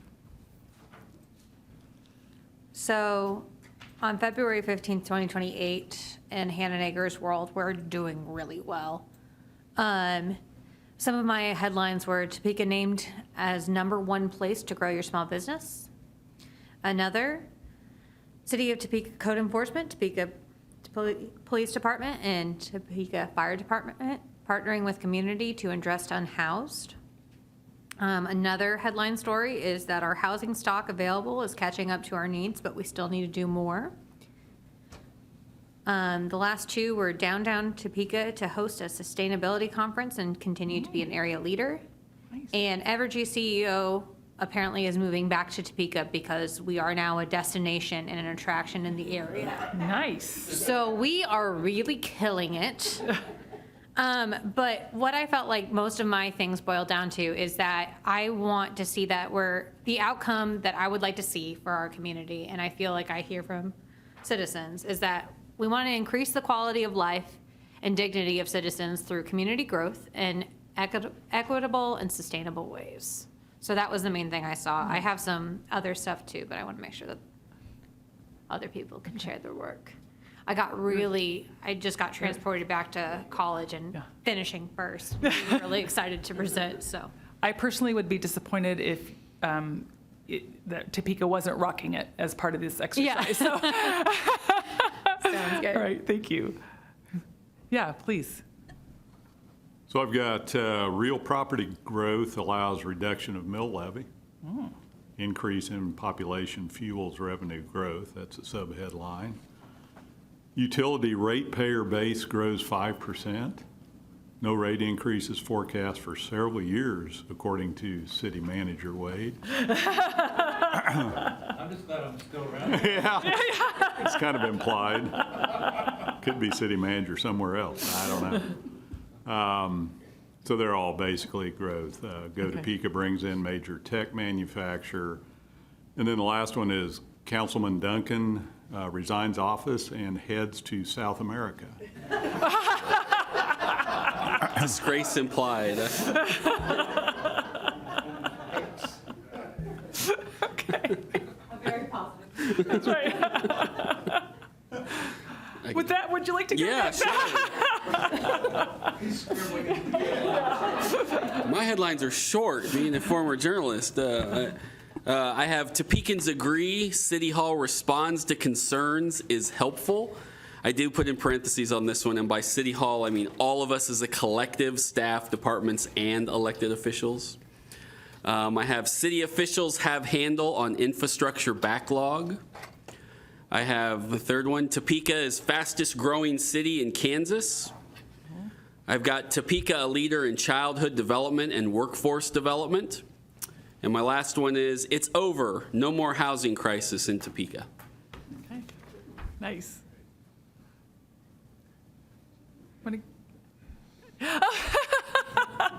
I never do well at these things. I'm an engineer, not a journalist. That's okay. We're not editing you. Housing is growing at a faster rate in the city center than on the fringes. The number of water main/line breaks drops for the second, hopefully third straight year. The average age of city residents has dropped as younger residents choose to stay or move back to Topeka. And I couldn't quite figure out how to phrase this one. Developers praise the city as being one of best to work with. Great. So I'm going to actually say that you did a fine job on your on your headlines for being an engineer. Mayor? Oh, I got wordy. Okay. That's okay. Yeah, thank you. One of the things I put Topeka selected as site for NIAR aviation project. State of Kansas to partner with the city MGA to bring development of some new business to the state capital. Growth in mental health care facilities has increased beyond initial expectations. Staffing at both major hospitals has increased. 2 new housing developments to grow more available housing to all levels of income. The developers present a micro communities concept to strengthen the growth. Topeka had ahead of schedule for repairs to infrastructure to include new road resurfacing, primarily 29th and Topeka. Just saying. And replacing aging water lines. New options proposed to meet stability and to stabilize rate increases. Population growth continues. Additional retail grows economic base, allowing city to keep at bay increases in the mill levy. Okay, thank you. Councilmember Ortiz, would you like to go next?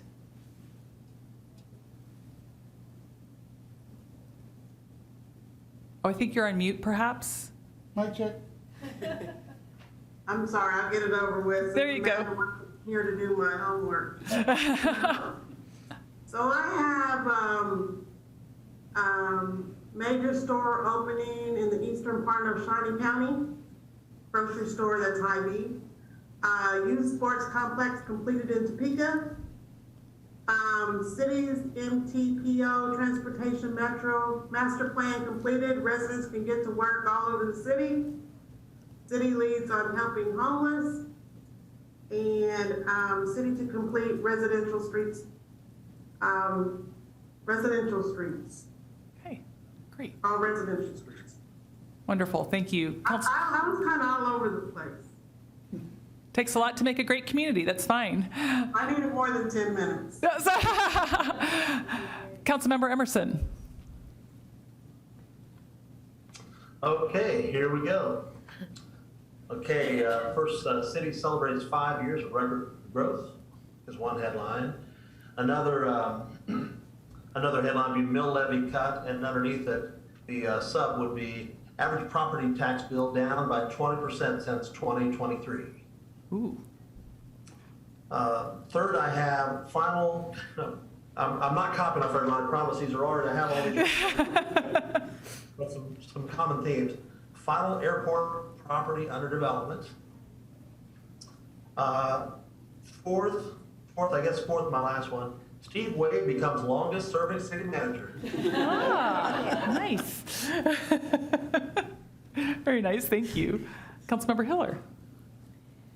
I had, it's funny, no surprise based on my priorities, I think. But anyway, over 80% of Topekans report that they are proud and happy to live in Topeka. On latest local poll. Topeka's government ranks in top 10 in the country, but more importantly, with over 80% of citizens voting in quality and delivery of city services and customer service. Third one, citizens report diversity and inclusion is at an all-time high, and it feels good. The detail under that was in a full engagement model started in 2023. Topeka now rates itself no lower than a 6 in the 15 sectors, and on a 10-point scale has moved up 3 points or more on all sectors. Headline number 4, city's housing stock and neighborhoods are meeting demands as city consistently as city grows.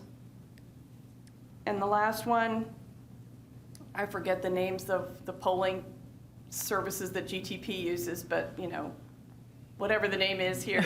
Such and such polling service reports that Topeka is in the top 10 of their most affordable, desirable index. Nice. Okay, great. All right, last but not least. It's very utopian. Headline 1, Topeka's living wage commitment pays off. Poverty rate drops for 3rd consecutive year. Headline story 2, City of Topeka continues to see marked improvement in citizen-police relations. Headline 3, Topeka multifamily housing reflects landlords and tenants working together in exciting and innovative ways. Headline story 4, investment in North and East Topeka strengthens levels of home ownership to over 80%. Headline story 5, Topeka takes climate change seriously and the influx of new residents from the East and West Coast. proves it. Ooh. Climate refugees. Okay. Okay, again, utopian is great. Having a great world is wonderful. That's what we're striving for. So what I'd like for us to do now, as you consider the opening statements that you each made, the kind of the environmental scan that Adam provided, and then the subsequent discussion of where we've made progress, where we maybe not made as much progress as we'd like, and then what you hope to see in 5 years in the Topeka Capital Journal. Let's identify the themes that you've heard, okay? So what we're gonna be doing is identifying the themes that you've heard that have been kind of strings throughout all of those discussions, right? And we can have as many themes as you want. Then we will be narrowing the themes down to probably no more than 5, okay? But we're gonna start with the list. Make sense? Okay.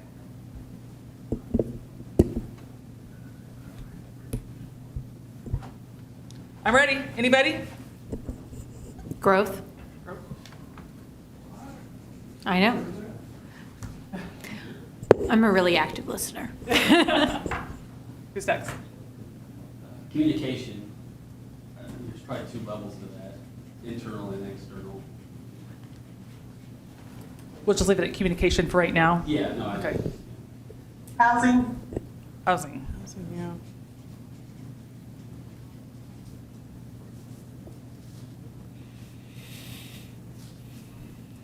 Yes, Councilmember Hiller. As it went around, I just wrote down 4 because that's what I heard coming out of kind of the group. Uh-huh. So I'll just throw them all out there. Okay. Growth was the first one. Okay. The second one that I had was, I don't know how to, That's okay. We don't have to wordsmith just yet. yeah, sort of this a solid workforce and programs of the city government itself.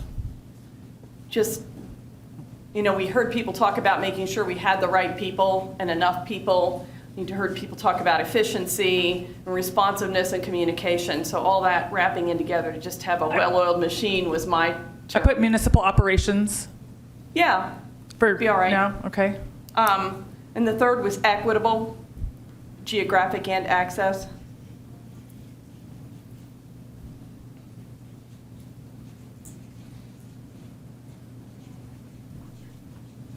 And the fourth was engaging citizens in plans of action and seeing success.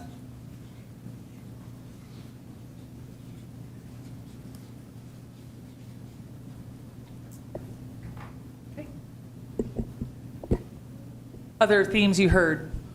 We had several members who had, even though they were specific, economic development. I don't know if that goes Would into that be growth also, I don't know. I or- don't know if that's the same or not. I guess that's a question. That's the question, right? We'll just put it, good goodness. Need to throw away my markers. I feel like you could break down growth into attracting new citizens and economic development. Right, I mean, So you're saying population and monetary? yeah, I mean, I guess that, parsing at that point, probably. So I put economic development and population right here, Yeah. maybe as, to consider, maybe as parts of growth. We can see where that lands. Okay? Mayor? I keep going back to access to quality health care. I think the city of Topeka is positioned with the 2 hospitals that we have here and with the Family Service and Guidance Center growing their capabilities.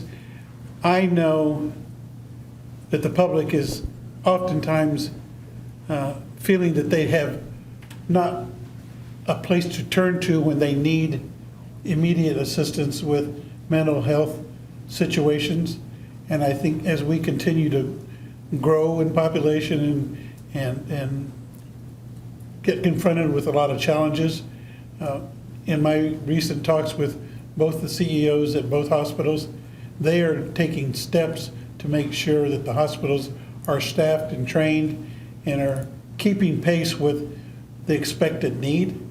So, and I think it's worthy of note that there are services now that you can get in Topeka that beforehand you had to go to KU Med Center for, but now you can get them locally. I think that's a big selling point for attracting people to Topeka. So I did put it down as something to consider. I would encourage us, though, kind of going forward to what can the city do to influence any of your outcomes that you might land on the list of outcomes. So other themes you heard. Well, I think two more that we had multiple people mention were specifically tax reduction. That came up in at least three of them. And I don't know what to call this one. I think it popped up in 3, but I guess I would call it worker improvement. That's a terrible, but I mean, in terms of development, wages, or at least driving them, some type of workforce development, but I don't just mean it in, I mean, there were 3 or 4 mentions that specifically were 2 helping people in there, but I don't know what. I know my quizzical look at is not because I understand exactly I'm what with you're you. saying. I can't think of but I have no idea how to categorize that. In a way, maybe a word like thriving that could be described as having thriving workforce or Right. something. Well, and I go back to your point too. What can we really have resources. impact over? Certainly, things like development, we can have some impact on wages if that's a choice we make. But so I don't know how to. But there were some workforce issues. I did. So I combined thriving workforce. Yeah, that's weird. Yeah. Please. When I look at this and hear everybody's headlines, so it reminds me what the name of our initiative is, changing our culture, and then of course it's of property maintenance. But I think probably the soil, right, to all of this, what everything's being planted in, it has something to do with the shift. It has to do with the shift of mindset. It has to do shift in, I hate the word progressive. I just think it's so cliched, it's sickening. But there's something about a change in mindset and the outflow of creativity and thinking outside the box that ultimately, I believe, helps lead to many of these changes that we're talking about.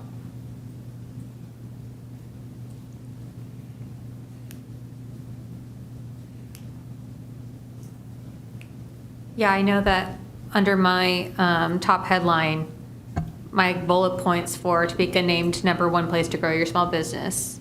We find safe and creative solutions to get people to approval rather than serving as a major roadblock.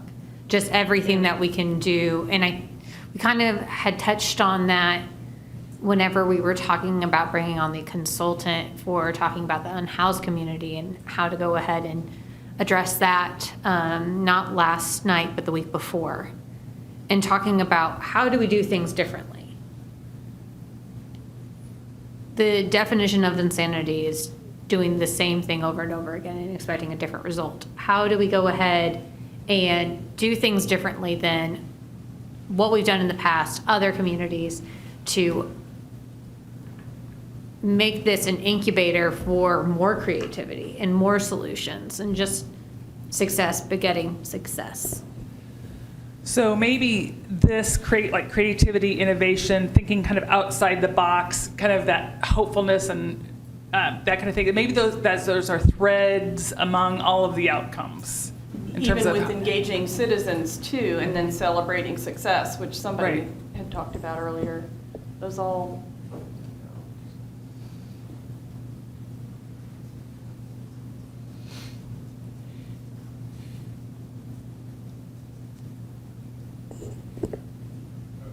please.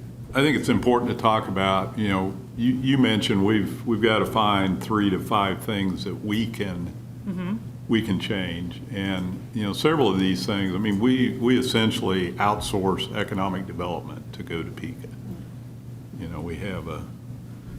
We have JADO, which is city and county, and that's important, but ultimately, we either have to, if we're going to do something different in the economic development, thriving workforce, some of those areas, then we have to increase what we do with Go Topeka. We have to increase their role. We have to change their mission. We have to do something, but we're not alone in that endeavor. So I think it's some of the other things. I mean, population growth. We can, we can affect certain things, which is quality of life, some of the things we've talked about, housing, development services, those type of things.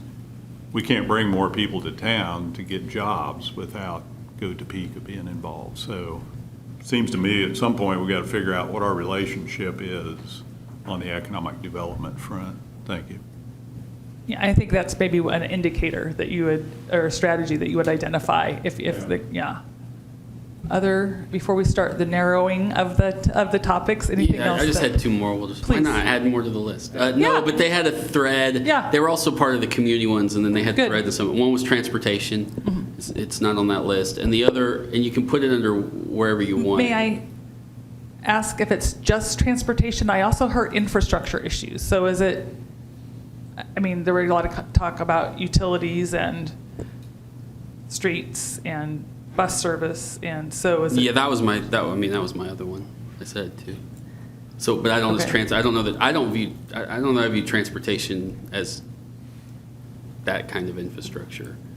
But that's just me. I mean, transportation I think is its own Okay, its own category of. so you'd like me to put transportation down? You can put whatever you want down. No, I'm I'm saying the two things I heard. just asking, okay, so I don't know what the rest of your colleagues think, but, okay, put transportation down. But I also think it's important to recognize that we did several months of community engagement, and of the list that Adam gave us earlier, not a lot of those are up there at this moment. And transportation was one of them, so was community appearance, which I think includes things like blight, not just cleaning up neighborhoods, but blight. So community appearance? Yeah, community appearance. I mean, those were ones I heard some council members touched on that also touched on with the community. So whether we keep them or not, it'll be up for discussion, but Correct. let's get them on the list. Thank you. Anything else? But yeah, where you want to plug infrastructure, that one. I saw municipal operations. Yeah, that's what I mean. That's what I wasn't sure. So these are the outcomes that you all want to see, not because my brain might categorize them, a different way. So anything else that we should add to the list before we, and the color means nothing other than my black one was dying, so I needed to get a different color. So anything else we need to put on the list? I guess, Okay. you're going to have to guide us as Yeah. I'm listening, because if what we want is, for instance, if growth is a goal and that's the outcome we want. Right. And then a lot of those things that we've listed are the strategies to get to that goal. They're not the goal. Then that'll help us. So, for instance, I would be surprised if you guys didn't talk about growth, just given the conversations that I had with you in the small groups as well as the other things. So shall we go with growth first? All right. So let's say growth. Now, the next, if you all agree that that's one of the outcomes we have and that it could include things like economic development and population, then the next step is going to be working in small groups. What does growth mean? That's the next step. So, and I could put together some words that it might mean or it might not mean to you. But for right now, it sounds like it means bringing in diverse businesses. It sounds like it means increasing the population, those kinds of things. So, so that would be how you define it. So that's what I'm looking for. So does growth, and when you go into the small groups, that would include things like economic development, population. Housing, is that something that should be considered as one of your outcomes? Or does that include, I hear yes from Councilmember Nager, nodding, yes? I think it's got to be included. It's just how it fits in the model. Well, because you Where could it put housing under growth, Right. right? Or it could be standalone. It's like, it could be so important that it needs to be one of these 3, 4, 5 categories that we need to make sure that we are doing everything we can to have housing for everyone. It may need to be on its own, because when you look at housing, you look at the issues that we're having with multifamily housing. It incorporates beautification, code, affordable, vacant, any number of things. So it's almost like it needs to be its own.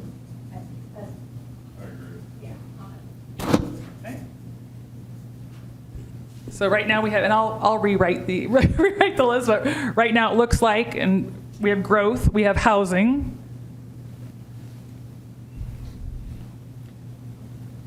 Yes. I think if we are living in the here and now and all really aware of what's going on municipally and all across the country, equitable needs to be a part of that. And it can have any number of, subsections under it. Okay, so can you, for me, but also for your colleagues, explain what that might look like? Because you could also say that, like creativity and innovation, equity should be something that is a thread through everything. Or it could be its own standalone outcome. And then I would ask, and I don't want to get into, what is the city, are there specific programs or services or projects you want to do to advance equity in the community? So those are the two different ways to look at it. My own personal thought on this is that if we put equity under everyone, it's going to get lost. Okay. It has to be a standalone. That's just my Yeah, right. So that's, yeah. So speak to to the rest of you. What are your thoughts on that? That's how I came up with the 4 that I did. Each one of them was more broad brush, the growth, the quality municipal operations and customer service, equitable and engaging citizens. What that would mean is that each of those more specific categories would probably have a spot under each one of those 4 categories to say, what do we need to do with housing to grow? What do we need to do to make sure it's equitable and everywhere in the city, that the needs are met for income levels and places in the city and so on. So it just depends on what the structure would be, because I agree with Councilwoman Valdivia Alcala that I'm much more inclined steadily to put equitable first instead of last. Oh, go for it. I guess I struggle to see what we do under that bucket. So I can see like housing and growth, either one. You say we're going to grow. It'd be easy to go to West Topeka and build subdivisions and grow, but we're talking about we're going to grow there, we're going to grow downtown, Right. We're going to grow in East Topeka, we're going to rehab houses. All of that is growth, and you can argue, I think, that it's probably equitable growth. Right. So those are tangible things I can see. I don't know what goes in the bucket under equitable. What's geo? Is that geography? Geography and access is what I think, yeah. That's the only thing I'm just having trouble visual. I can visualize growth, I can visualize housing all across the community, growth all across the community, and maybe you have some good examples. I don't think that I have excellent examples. I think I would need more time to think about it. But when you look at and I understand what you're saying about housing and about investment, but specifically when you're talking about economically disadvantaged communities of color, most of the time what you are seeing is they are in the zones that have been historically redlined in our area. So those areas are going to be where you have food deserts. Those areas are going to be where you have, a lower amount of investment. When you're talking about a municipality and say like law enforcement should be of the mindset, in my opinion, that whether you're poor, whether you're rich, whether you're middle income, whether you're blue, whether you're brown, whether you're black, whether you're Asian, Native American, that they have the same access to protection under the law that any other white person or any other person does. So there would be that. Then there also comes in the form of equitable. How do we, I know we have the new DEI guy, how do we build up our workforce, right, within the city to look like those that we represent? So those would be 3 things I can think of right off the bat, but I'm sure I'm missing probably more. If I may, I think there's some areas, talk about housing, for instance, there's parts of town where if there's infrastructure ready to go, that development's probably going to happen without a lot of city financed incentives because of the part of town it's in. There's other parts of town where we need more incentives just because infrastructure's older or whatever. And to me, that's part of the equitable. We may be spending money in East Topeka to make development go there, or downtown like we did, that we don't have to spend in West Topeka, for instance. So I think I like the idea that there's a thread through all of this that we've got to address. And maybe it's a separate category too. I don't really care. I just want some tangible things that we can do So does when we that- walk out of here. Does that sound tangible, or what I said, is that like too murky? I A really couple of the wanna know. things do sound like we can put some specificity to it, I You know, and think. the other thing that we know from our own housing study, and I don't even know if we could put this under there, because I'm struggling with trying to get my sense of it, but in our own housing study in 2019, it has that Black and brown communities are more housing cost burdened, right? So that comes under, that would be housing, that would be, earn less, right? And also are easier to get evicted. Now, I'm just throwing those out as examples. I don't know if those would come under, we know we're strengthening up our retaliatory eviction ordinance right now. But when you look at things with Black and brown communities and poor white communities, there may be different variables moving around in it. But the bottom line, the studies show this. And the bottom line is that studies show that these communities are often in the historically unaddressed red line districts that our city has. That's huge. So were you going to say something, I Councilmember? was just going to pile on to Please. everything that's already Yeah. been said. I think what was getting me with, and I really feel like you guys kind of boiled it down, so I'm just supporting at this point, is really making sure that we are creating that accessibility to not only the city resources as far as the services from our city, but Ortiz had alluded to this earlier, building up those communities, that infrastructure, making sure that there are curbs, making sure that there are sidewalks in areas that have been chronically underfunded and addressed, to make sure that we're lifting all boats. So going back and doing some of that investment in those underserved parts of town, to make sure that across the board, you can kind of see that standard of Topeka living rise up.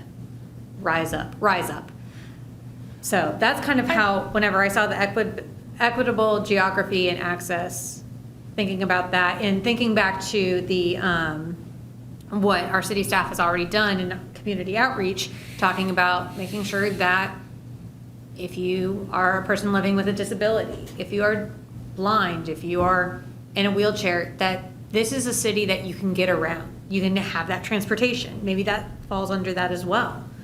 Just making sure that if you are working night shifts at McDonald's, or if you are the CEO of Stormont Vale, that you have a good baseline to be able to have a good standard of living in Topeka. I see it in my head as a matrix. So you have things on the vertical axis that are like housing and growth, and then you have the columns that, equitable, geographically equitable, and those things. So as we plug in the box, what are we doing for housing for East Topeka? What are we doing for housing for multifamily? Do we need new apartments for young professionals? Yeah, we do, but we also need to take care of our landlord issue. So all of those boxes can be filled in as we kind of go across. You like to use your arms, so do I. Yeah. I just have a question. Can you have that matrix just like printed out so we can look at it? So I'm a visual learner, and so ways that I may want to look at this would be healthy, but I just want to reiterate it without trying to beat the dead horse, because it's not a dead horse really, is that parity, right? You can go to any presentation, historical presentation, and they will show you that map of the red line districts in Topeka. So I'm wondering if it's, well, you can look at it two different ways, but I'll go with what you have too. So it's really the lens through which you are evaluating everything that you're doing, right? And so it really puts it at the top and not at the bottom, right? So if you have growth, and if you have housing, and whatever, whatever the other ones are gonna be, and we're gonna make sure, the number thing we wanna do is look at from an equity standpoint. Like, these are your guiding principles or your values, we wanna make sure that, I'll just like equity, innovation, because that's something that came up, innovation, is it outside the box? Is it, somebody else help me. So is it sustainable? So those are like your guiding, so it's like, here are your outcomes. This is what we're trying to achieve. And here's the lens that we're going to, as we're looking at the indicators, the indicators and strategy, here's the lens that we're gonna evaluate those by. Is that? Yeah, I think that's a good start. And then when you put the matrix together, you've got a box where those two Right. intersect. That's the action. And Create I think you're absolutely right on it. The issue is if what's going down that side is your sectors, then growth would maybe belong at the top, and you've got housing, transportation, economic development, those sectors going down the side. Again, you have a Well, lot in mind. I think growth is really, in my mind, population growth. And how, if that's gonna be our discussion, that goes to Pico or whatever. Sorry, Okay. Councilman Ortiz, I didn't have that on. Then we're still looking at the same thing across the grid. And we can fine tune it, obviously, but. So we'll get at what does growth mean here in the next exercise. But does this make sense? Because the other thing I was gonna say is, if you still felt like it was important to have it be one of the outcomes, you could say maybe an engaged and equitable community. So that gets at engaging your citizens, reaching out to people, having better communication, those kinds of things. So that could be an outcome here too, if you felt, if the majority of you felt like that was important. I mean, your outcome is what results you want. Your outcome isn't just a sector. And so if what Right. you're wanting is equity in the growth, Well- equity in housing, Right. things across, yeah. Adam, I might have you come be a flip chart holder. Yes. If that would be okay. So kind of as you're looking at, so if we've come up with growth and housing as, okay, these are the areas we need to focus on. So again, we'll get to the point of staff is gonna come back and say, all right, if you want us to look at growth, here are the things that we need to be doing, X, Y, Z, this is how you need to build a budget. Housing, if housing is important, here are the things that we should be doing. So what are the other of these themes? What else is important? Councilmember Mager? So if we're going to use equity, innovation, and like sustainability as lenses or as part of our matrix, I feel comfortable leaving those there. And then it was brought up by the community specifically to talk about community appearance. And that already dovetails really, really nicely into some other things that we've been doing. I think it also dovetails nicely with growth and housing. We want to be an attractive place for people to invest. We want, whether it's personally because this is where they want to live, or this is where they want to grow their business. And so I think and that's something that as a city, we have a lot of pull over, down to zoning, your sign can only look this certain sort of way. So I think that would be a good way to go and kind of plug into what we're already talking about overall. So, but I'm welcome to people. So others for dissenting. community appearance. Sure. You're talking about putting it in line, going. Right, it'd be one of the outcomes, one of the 3 to 5 outcomes. Oh. Well, didn't we say that could come under housing? It could. So it could come under, or community appearance there could be property maintenance, it could be codes, it could be, it could be streets, streetscapes, it could be different, I mean, so there are a lot of things that could come under community appearance. Well, can we, as we're still talking about that though, can you define a little bit more municipal operations? Because, I mean, they're right by each other, and I'd like to flesh that out as we're still looking at community appearance. Well, to me, I mean, again, municipal operations is, we're doing outstanding service delivery. We have, so we're taking care of the roads and enforcing codes, et cetera, et cetera. We've got great customer service, whether from the people, we're hiring good people who are at the top of their game. So we win the budget award every year. I don't know, Mr. Wade, if you want to add anything else. But so it's really about internal to city operations. So what you're referencing though is how we go outward, how we present ourselves and interact with community. So what are we talking about? The internal.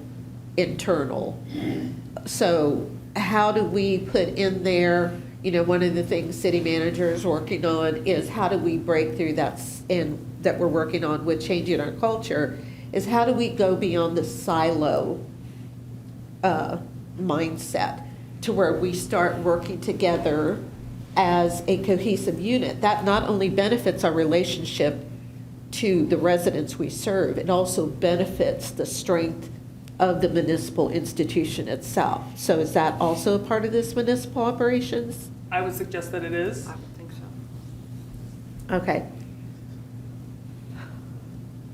Then I don't know what to say about a community appearance, but I do know municipal operations is vital, inner, outer. Yeah. What, Well, I would say based on that definition, and the community appearance probably would then just fall into that, because I think part of that was, as you said, just in doing the work we know, things that are on the books already, or following through on things kind of solve some of those community appearance concerns.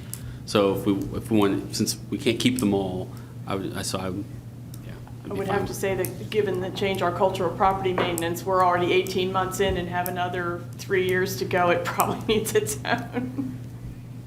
I think there's a lot that could go under community appearance that isn't necessarily city operations. That's what I would say. I agree with you, Betty. Well, the deal is there's not anything on there that we're going to do alone, except maybe our internal operations. That we're going to be doing city county with economic development. We're going to work with neighborhoods and people to keep places and businesses to keep places looking decent and. But are you saying that you think community appearance should be a 3, 4, 5? One of those? Well, again, I think we have sectors, and so I'm okay with that, but. I personally, as we talk about this more, I think that community appearance is going to be impacted by any number of these other points. So I encourage you to talk amongst yourselves because and that's fine. I guess to me, I think those are, again, however we build the matrix, if we want to grow, then there's all kinds of things that we're going to identify as strategies to grow, and it's going to end up picking up those different sectors. We're going to want the place to look better. We're going to want the housing stock to be appropriate for who we're trying to attract and who's already here. There's sectors that we would set action steps for to achieve our goals.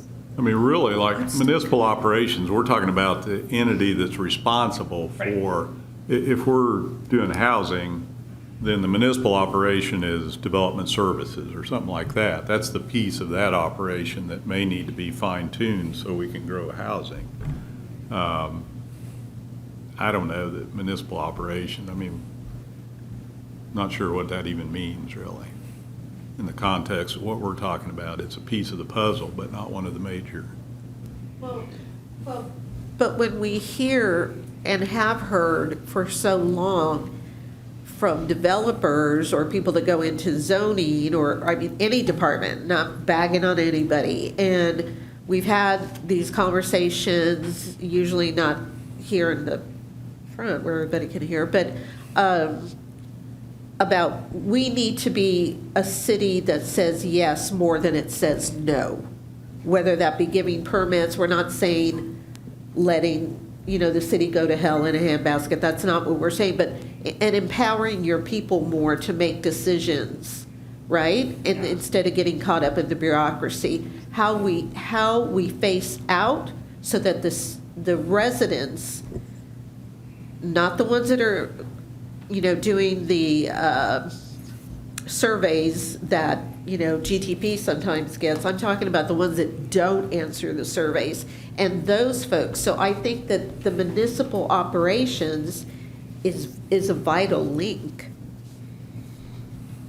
So, okay, can we agree that growth and housing are two of the outcomes that you're wanting to focus on? I mean, it seems like so let's talk about these two so municipal operations. If I were the city manager, and I'm not, this gives me an opportunity to say, and two, if staff were to come back to you and say, here are the indicators and the strategies for that, this gives the city manager an opportunity to say, you know what, we've already started our all-in training for our employees, and we understand that you want to reduce silos, and that's something that we're doing through this. We want to create leaders at all levels. And so I need to make sure I can put the resources to that and continue that. I've heard you want better customer service, and so we're starting a customer service training program. These are all things I'm just throwing out. Please understand that I understand that you want us to look at the mill levy, and so outcome-based budgeting is going to help us do X, Y, Z. So this is really something where the staff is going to come up with specific things, and the city manager is able to tell you this is what he is looking at internal to the operations. And I see him nodding his head, so I hope that's, and then I look at community appearance, and yes, I mean, if we do some stuff with housing and some stuff with growth, it's gonna affect community appearance, but if I think about the work that you all are doing with property maintenance or with codes or with maybe we want to have, beautify a street beautification program or eliminate billboards.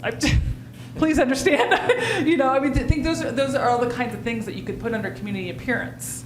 And one of the other things we could put under municipal operations is what Councilwoman Hiller and I, with these meetings, with changing our culture, we have seen, and Right. city manager knows, our IT is lagging, it's lacking. And so we have someone new coming on board. That way to interweave systems so that the departments can talk more. Sure. That is integral to how we service ourselves within and how we service ourselves without. I mean, municipal operations is just huge to me, and I know very little about it. Yeah, no, it is huge. So I guess it's not my place to make a case. But just as I see. Well, who doesn't think it's a big deal? I mean, that's what we need to. So I guess I'm seeing growth and housing. I could advocate for both municipal operations and community appearance from this group, but Mr. Wade, oh good, he was about ready to put on his microphone, so. So, let me ask a question on municipal operations. Is the intent for efficiency? Is the intent for service excellence? What is the what? Yes. Okay, because some of that's going to be implied throughout everything we do. But if your target is maximize municipal operations, then there's where we'll focus. If the goal out of municipal operations is to lower the mill levy, and that's your ultimate outcome is reduced property taxes, then there's lots of different things we can do, not just efficiency inside municipal operations. That's why I see that matrix that Neil described. I mean, if what we want to do is ultimately reduce property taxes, but municipal operations is one of those cross threads, then what about it? Well, if we're more efficient, we might need less people and therefore not have city government cost as much. And so then you've got a bullet, well, what is it about that? I mean, in the balance from her example would be, maybe you'd think of all these internal things, interdepartmental, Councilwoman Valdivia Alcala might bring up, and then the fact that we were having a side conversation as the break started about the fact that, citizens being able to get information they need by getting online and just looking at it, or one phone call and getting an answer is a huge efficiency that starts to pay off in a variety of those ways. So let me try a little different. So Councilwoman Nager mentioned appearance. So in order to get to an outcome of better appearance for the city, your Public Works Department is better, your code enforcement is better, our blight remediation is better. Those are all municipal operations that go into that. If the goal is equity, it does include public safety. It does include economic growth strategies. So it's really, I would suggest that municipal operations falls into each of those other three. It's on your x-axis of the matrix. It's on like the Yeah. top line Yeah, there? right. Or Yes. like equity and, oh yeah, I agree with that. Well, how are we getting matrix going? Neil, you just needed to say matrix, Christina. Matrix. Well, the deal is that, and it's how you structure it, because if tax reduction is gonna be on that top line, then it needs to be on the other axis. I don't think tax reduction ought to be a goal here. I think if we do this right and grow the city, I mean, we've got to have housing for people to move here to grow the city. If we do that, our tax base goes up, then we can talk about tax reduction. If we just say tax reduction, then, as Steve just said, okay, we'll cut services. Then we can reduce our taxes. What services are we going to cut? It's a slippery slope. We want tax reduction through growth. I agree. And if that's our number one effort here, then we'll get it. If we start, and I agree, I think we've kind of figured out municipal operations is up here. I like community appearance. I think that's something that could be on the y-axis.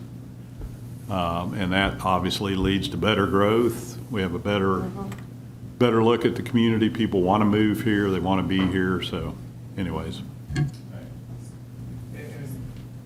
And to that point, if appearance is an outcome, I know that in each of the small groups, there was conversations of homelessness. Okay, so we've talked, apologize. We've talked about blight issues and whatnot. So the strategy of attacking homelessness is an appearance. It's one way you fight to improve appearance. I know that we haven't talked about homelessness, and maybe it's not a priority. I just know that it came up in each of the small group sessions. Or in housing, yeah. Right. Comes up in housing, comes up in equity, making sure you're taking care of everybody. So growth, housing, community appearance. And if we can get those three, that's Yeah. Sure. all we need. Deputy Mayor says it's time to stop. No, maybe. Yeah.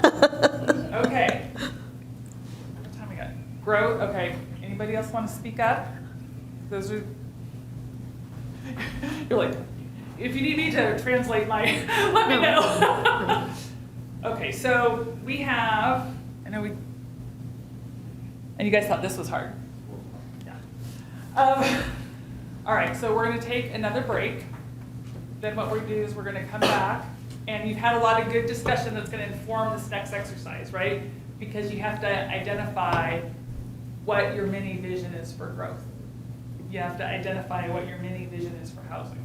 You have to identify what your mini vision is for community appearance, okay? So that we have the same understanding of what that means. Because even in this discussion, growth has meant different things to different people, okay? So that's gonna be really the hard work, folks. So let's go ahead and take, it's just 5 minute, okay, 5 minute break? Yeah, a true 5 minutes. True 5 minutes. True 5 minutes. Council, 5 minutes.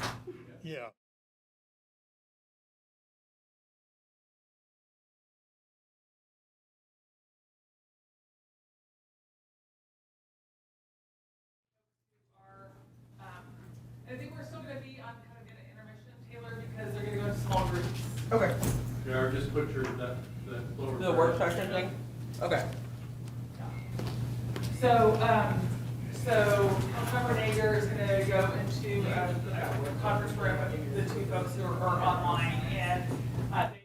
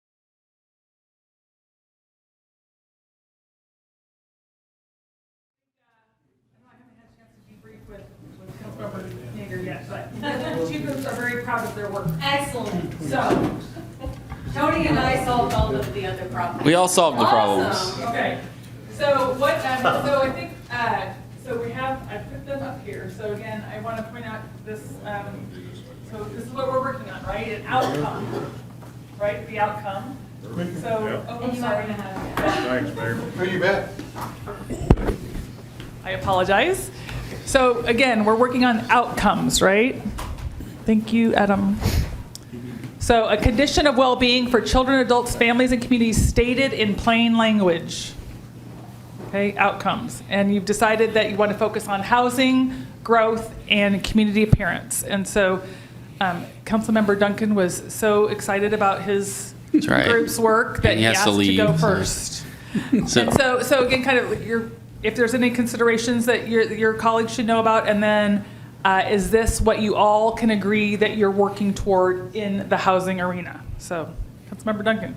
Right, so obviously we had the housing category, and we looked at it as two distinct issues for us. And the first was increase the overall housing inventory. We put equitably, which I spelled wrong, so I've made my little comment there. Wait, where's it going? What's happening? So it's on this. What's happening? Oh, okay. Oh.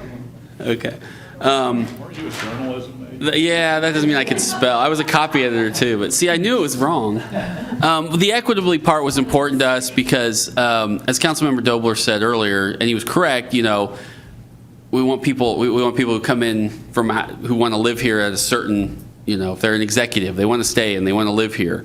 But we want to make sure that as we're looking at that type of housing, we have the offset of the other needs. And in fact, our housing study breaks that down for us as to how much we need in each category. So that's why the equitable part was important to us, so that it's spread across the board. And the second one was elevating our current housing stock. And that's a big category too, because that means all sorts of different levels of improvement of how do we improve what's already here to turn it into livable, you know, housing for everybody that we can continue to use, as opposed to abandoned housing or way subpar housing that people are living in for whatever reason. So we thought those were the two most important things, and as we move through the process of how we get there, we thought that covered our two priorities. Any questions of that group? Is this something you could all get behind? That yes, that is what we are striving to achieve for our community.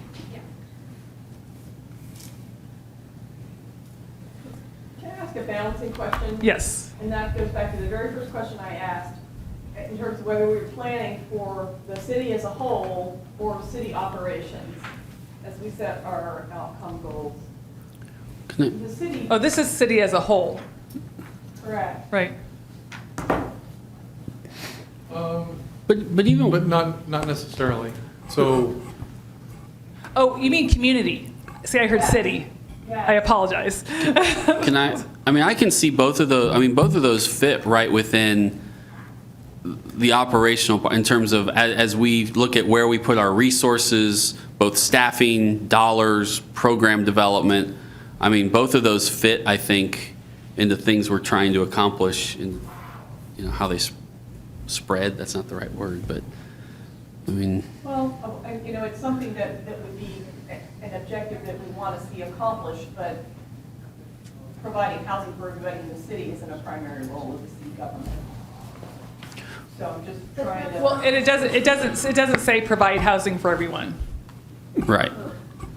It says increase overall housing inventory and elevate the current housing stock. So to me, what some of that means, if this may be a terrible example, but so if I'm city staff and that's one of the goals overall, and I'm looking at my budgeting and my programming, yes, I can't go build all these houses, but we certainly do things within city government that support and ensure that our overall housing inventory can develop over time, all the way from planning and development to permitting, to where we're putting dollars, and so that gives them code the services. Right, that gives them the direction, okay, and they not only want us to make sure we're facilitating increased housing, but we're doing it equitably, so we've got a new high-end development over here, we're gonna make sure we also offset it with resources over here. And just like our housing study that we have, that you refer to. Right. That's not referring just to us, that's referring to all of our partners and what we can do. So I don't think that states that.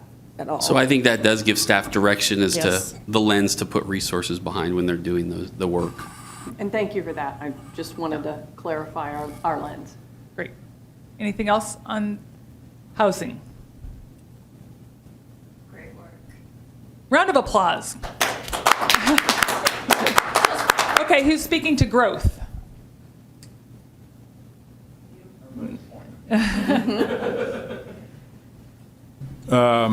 So our sentence is, increase the number of people who live and/or work in Topeka. Whoa. Do you like that? And/or, we debated about that. That could almost be a haiku. No, sorry. Yeah. So really, it is an outcome, it's an overarching goal to increase the number of people who have a presence in Topeka, whether it's live in an apartment, own a house, build a house, live here, raise a family here, hopefully work here as well. And there's a lot of ways to do that. We started listing them, thought we were doing well, and then we were abruptly told that was That not was the way the to next go. step, is what they were abruptly told. Yeah. But we did differentiate on the original chart there, we had economic development as well as population growth, but this just clarifies it. It's really all about population growth. Economic development drives people to want to get a job in Topeka, and then all these other things, housing, we got to have houses for them. We got to be a community that looks attractive so people want to live here. All those things contribute to that ultimate statistic that we're going to see every year.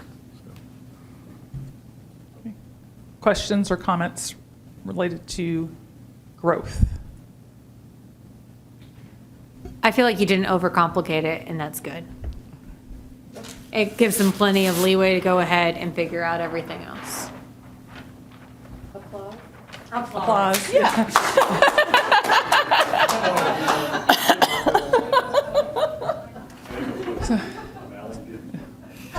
So community appearance. All right, this was Tony and me, and I'll go ahead and take over for Tony. We might have gotten too into the method, but especially in talking with Tony about, like, do we have a standard? Do we have a bare minimum standard of what we want our community to look like, or do we have something that's more elevated? So what we wrote was establish standard design and material portfolios to ensure consistent and quality aesthetics and investment in all parts of the capital city of Kansas.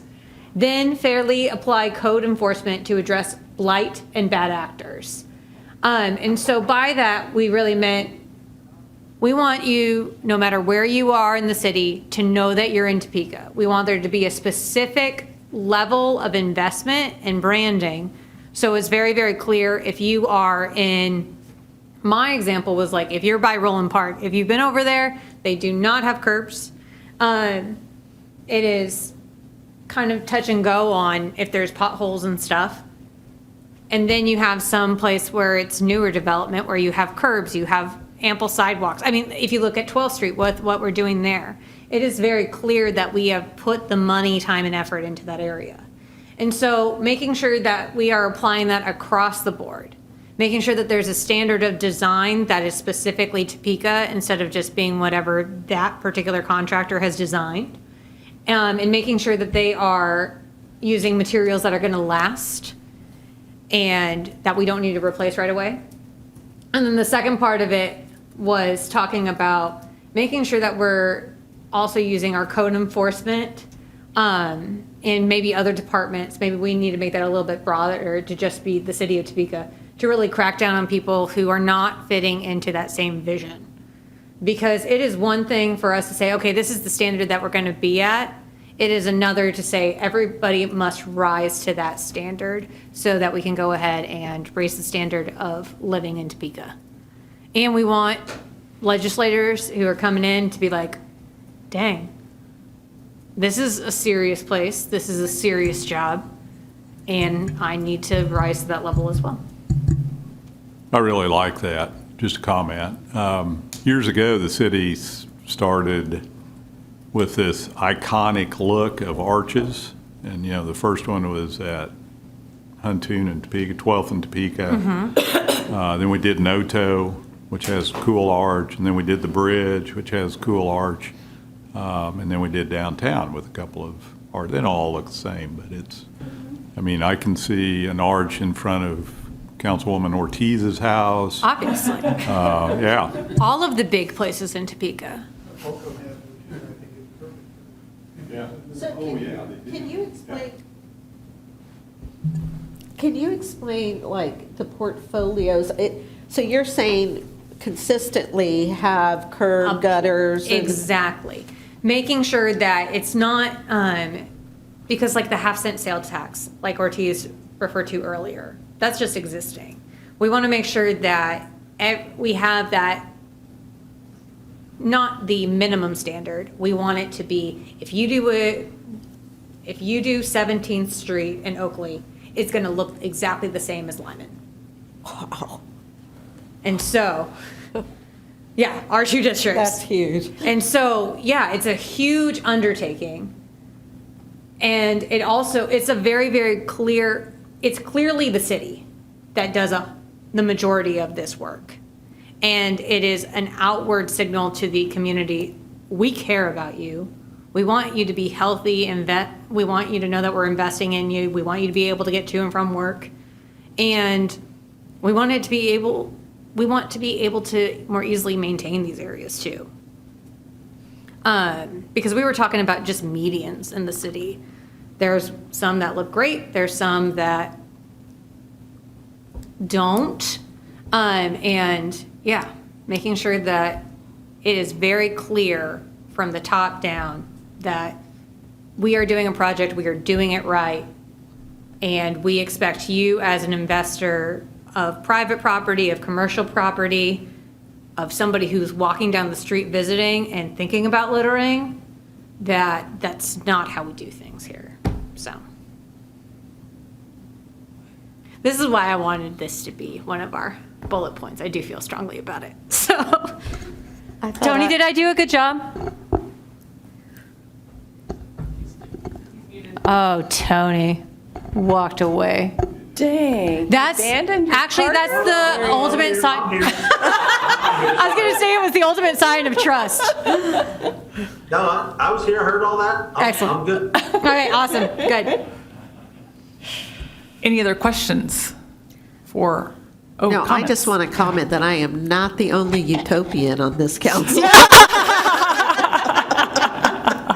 Noted. Yeah, we need to have the growth so we can pay for Exactly. Tony's very ambitious plan. Well, and have to balance it out by the fact that all those specific design things are what the developers hate. Okay, round of applause for the community appearance group. Okay, so that concludes our work for today. Good. We're ahead of time, ahead of schedule, everyone. But before we officially close, I don't know, Mr. Wade, if you've got anything that you would like to comment on, or this is kind of, you feel good about, this is going to start giving you marching orders? Yeah, this is really good stuff, and I think we can start to develop a plan. So we'll basically spend the next 4 or 5 weeks building this out. We'll send it to you in a draft format so that when we get together on the 28th of March, you'll be able to have an advanced copy so that you can see. We'll be able to, on that night, have a conversation. Did we hear you correctly? Are we accomplishing what it was that you had visions for? We'll make any necessary revisions, and then I hope to have a final version by the middle of April. Quick Yes. question. Yes, ma'am. I mean, will the staff be given the entire list that we made, that we then picked from? Yes. Because I think as the discussion went, almost all those pieces might fit. Absolutely, and actually, I would intend to have kind of a summary of this discussion, so you'll have it too as a reminder, so I'm going forward, so. Yeah, so I've already got it in an electronic format to share. Patty's coming back in 10 days or whatever it is. She'll walk through this with staff, and then we'll break up into groups, kind of like what you did, and start building out action plans with measurables that we can come back with. Okay. Yeah. All right, see you next month, everyone. Take care.